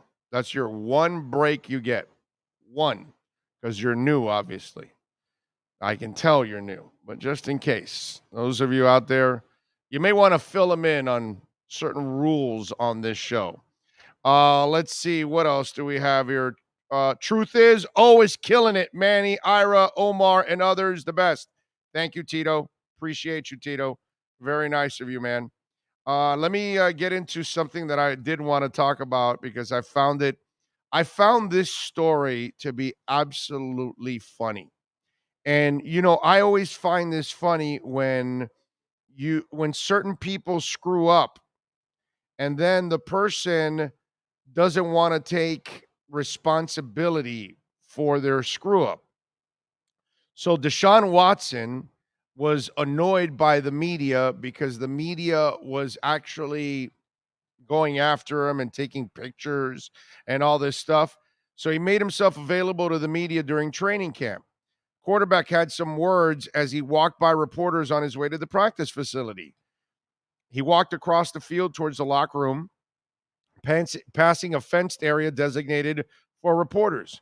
Watson raised his hands and says, "Why are you all always filming me every day? It's the same crap." He used, I'm sure. Watson attended his third straight practice after returning from a 7-day absence. And so I love how this guy now is annoyed at people taking pictures of him. First of all, the media is doing their job, Deshaun. Maybe if you weren't so freaking stupid by calling all kinds of strange women or reaching out to strange women on IG and looking for them to massage your privates, maybe you wouldn't be in this mess. Maybe you would have been already traded to another team. Instead, you're stuck in limbo because you're a disgusting pig that can't control himself and has no discipline and can't act like a decent man. That's all. It's pretty simple, dude. You're an NFL player. You're a famous person. And you're out there calling strange women you don't even know, for massages or sex. How do you think it was going to end, idiot? So now you're going to be mad at the media taking pictures of you because you've got 22 women claiming that you assaulted them? You idiot. Deshaun, what you need to do is look in the mirror, my man. Everything that's happening is your fault. If you weren't so stupid, you wouldn't be in that position. Listen, any Joe Schmo out there, you guys can go call women on IG and try to get a massage or whatever. Nobody's going to care. But if you're a musician or you're an athlete or you're a politician or you're a famous person and you're calling strange women, it's only going to end one way. And he has a beautiful girlfriend too. So not only does he need to, this isn't like just an affair. Okay, because that can happen to anybody. You guys, people have, bad relationships, they get into an affair, that's fine. It happens. It's not good, but it happens. And okay, that's normal human behavior, let's just say. Okay, you fall out of love with somebody and you find somebody else. Okay, that's fine. But when you're calling strange women on Instagram all the time, it's only going to end one way. This way, with lawsuits. And whether you sexually assaulted them or not, you're the moron that put yourself in that position. You're the one that settled for criminal activity that now, and by the way, it is kind of criminal activity because it's prostitution one way or the other. Right? It's either assault or prostitution or what? Because you are paying for services, right? So either way, you were committing crimes left and right by doing this. And now you're surprised? It's like PJ Washington. He hooks up with Bundle of Brittany. And if you don't follow her on Instagram, she's actually an entertaining follow. And she's a really good-looking girl. She's hot. But when you look at Brittany, that's not the girl you want to marry. Kind of common sense tells you that. Might be the girl you want to party with. No, in fact, that's the girl you want to party with. Okay? I mean, I've known a bundle of Brittany for a couple of years now. She got famous when the last World Cup, she did some soccer thing, and she's smoking hot, and she did this, and it got viral and went all over the place, and that's how I found Bundle of Brittany. And so I follow her on Instagram because she does some crazy stuff, and you laugh at it or whatever. But you look at her, and it's not someone you take serious. But you're PJ Washington, so you took her serious and got her pregnant, and now what? Now you're stuck with a bill for 18 years. You're an idiot. I mean, you can have a piece of ass anytime you want. You're PJ Washington. Try not to marry it. Try to just use the common sense. And Deshaun Watson, brother, you have no common sense. And your common sense only gets worse. You're worried about why people are taking pictures? Oh, man, make sure you worry about one picture that never gets taken. It's called a mugshot. All right, reach out to us on Twitter at Big O Show.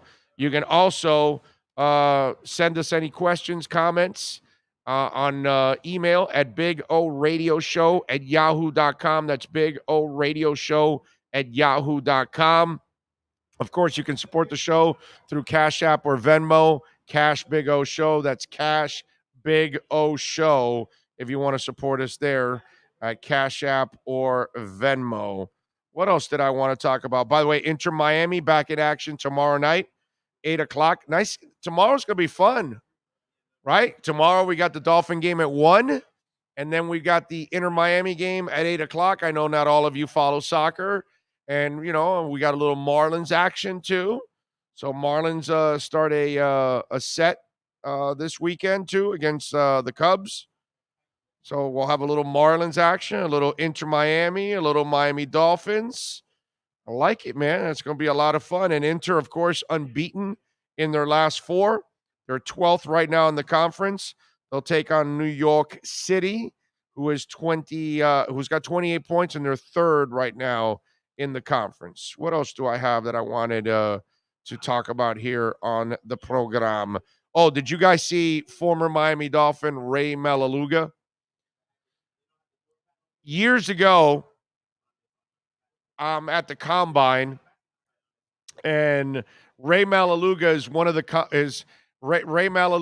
one of the draft picks that's out there for selection, right?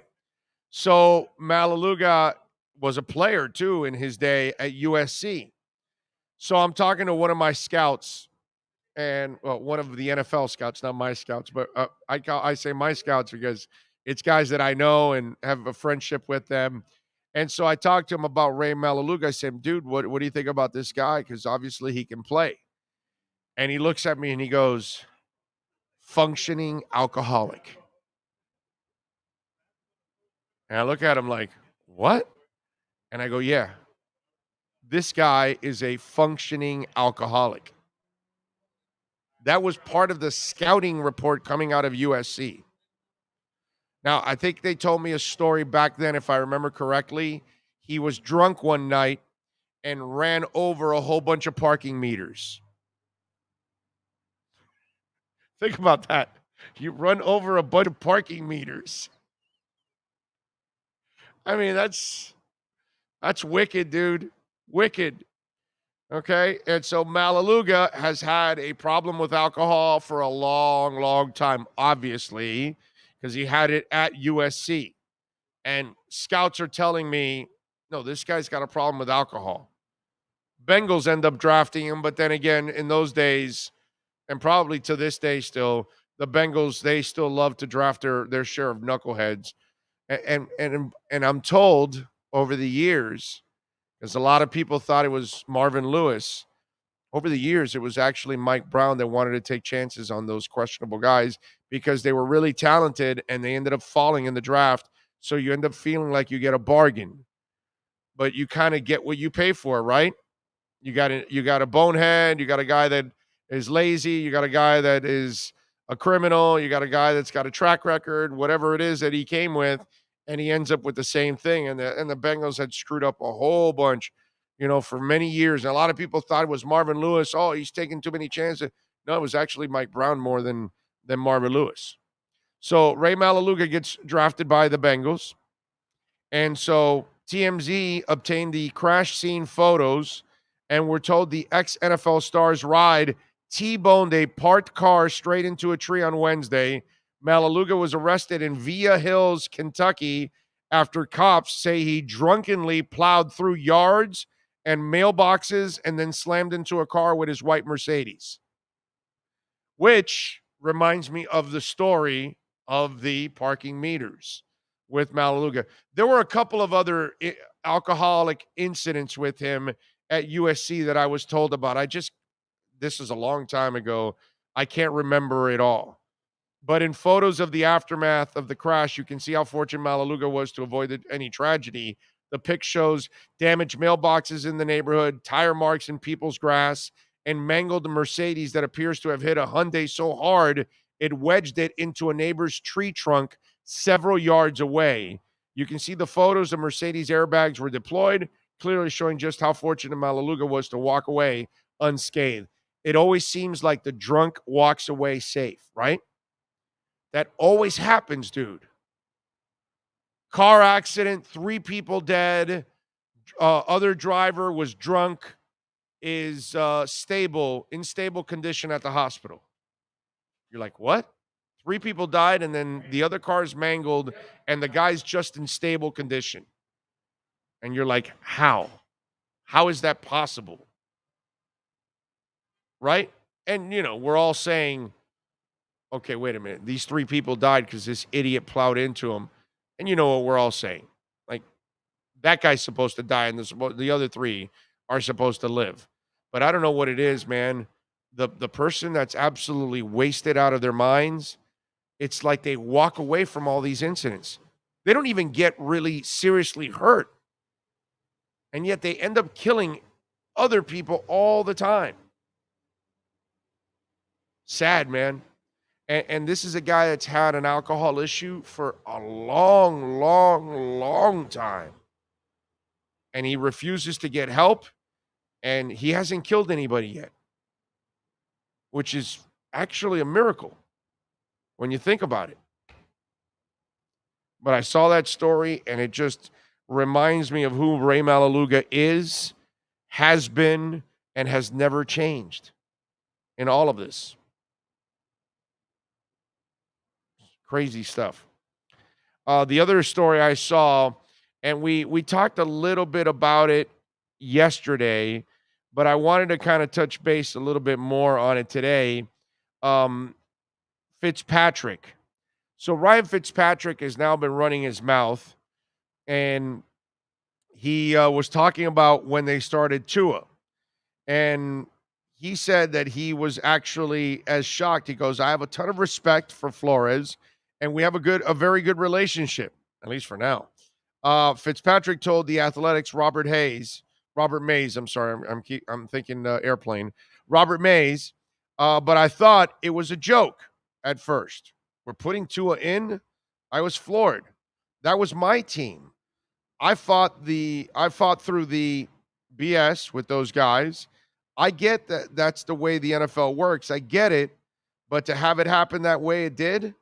Now, what way is it supposed to happen? I mean, seriously. What way was it supposed to happen? Did Fitzpatrick think that he was going to start here for the next 5 years? Did he think that they picked the kid at number 5 to keep him on the bench? And you didn't start off very impressive either. So they're trying to win games. You weren't helping them win games early. And I get it. He has his moments. He's Ryan Fitzpatrick. I've seen this story before. I've watched this movie. I've watched the sequel. I've watched part 3. I've watched part 4. I've watched, Ryan Fitzpatrick has more sequels than Rocky.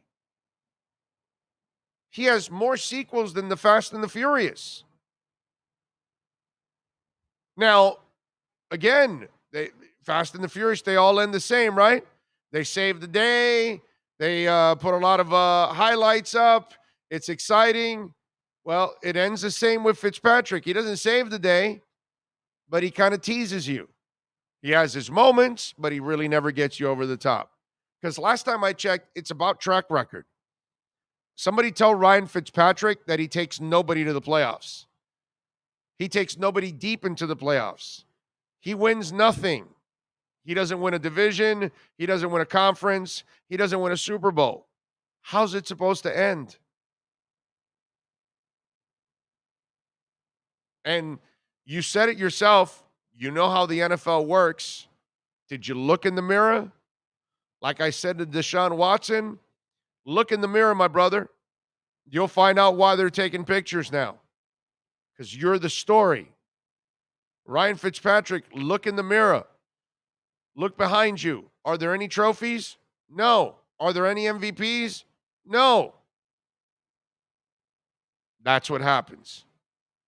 The guy that never really wins, the guy that never really gets into the playoffs, the guy that's had up to that point, what was it, 15, 16 seasons to prove it? I mean, after 15 or 16 seasons, I think you kind of know what you are. So Tua was going to get playing time at one point or another, and it happened to be because you weren't productive. If you were lighting it up and winning at that moment, Flo doesn't make a change because Flo's about winning. That's why he then put Tua back on the bench and gave you a second shot, because he wanted to see if he can kind of get out of the funk and get some wins, because he doesn't want to lose the locker room. That's how football's played. That's how it goes in the NFL, Ryan. I mean, that part, it's just so funny. And my man is complaining about Tua starting when that's the future. You're not the future. Hell, you're not even a past. You're a bridge. That's all. It's a minor memory amongst, at least for Dolphins, amongst a 20-year run where you had other minor memories and moments like Chad Pennington in 1 year that you got to the playoffs and you won the division.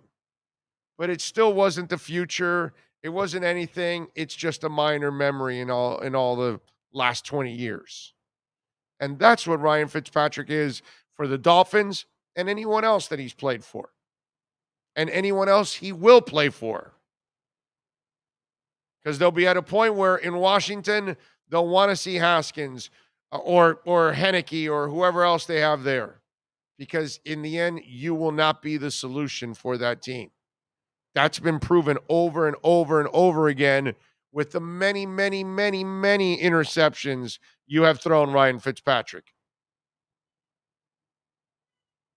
And that's how the NFL goes with Ryan Fitzpatrick. A lot of interceptions. All right, folks, it is time to wrap it up here on the show. We will see you on Saturday, tomorrow morning, 10 a.m. We'll be on the air. We'll get Alan Poupar on. We'll get our Miami Dolphins, our Sports Grill Miami Dolphins Insiders Report. He will join us tomorrow morning. It'll be about an hour show. We'll go over some of the things that went on tonight, like baseball, little football, and then we'll preview a little Miami Dolphins leading. It's kind of like a mini pregame show leading you up to the Dolphins game at 1 o'clock. There you go. It's a beautiful thing. We will see you tomorrow. We thank, of course, Sean Stanley. Excellent work by him, and Bill Preston also doing a little video on that side too. Appreciate all of you out there as always. We will see you on Saturday. Same time, same place, same bat channel. Have a great one.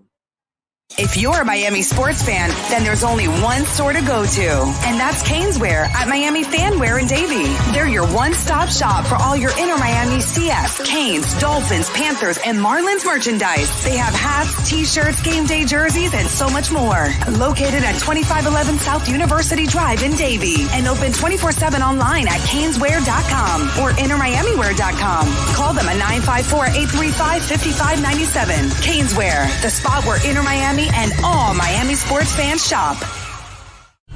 This is the Big O Show. There's many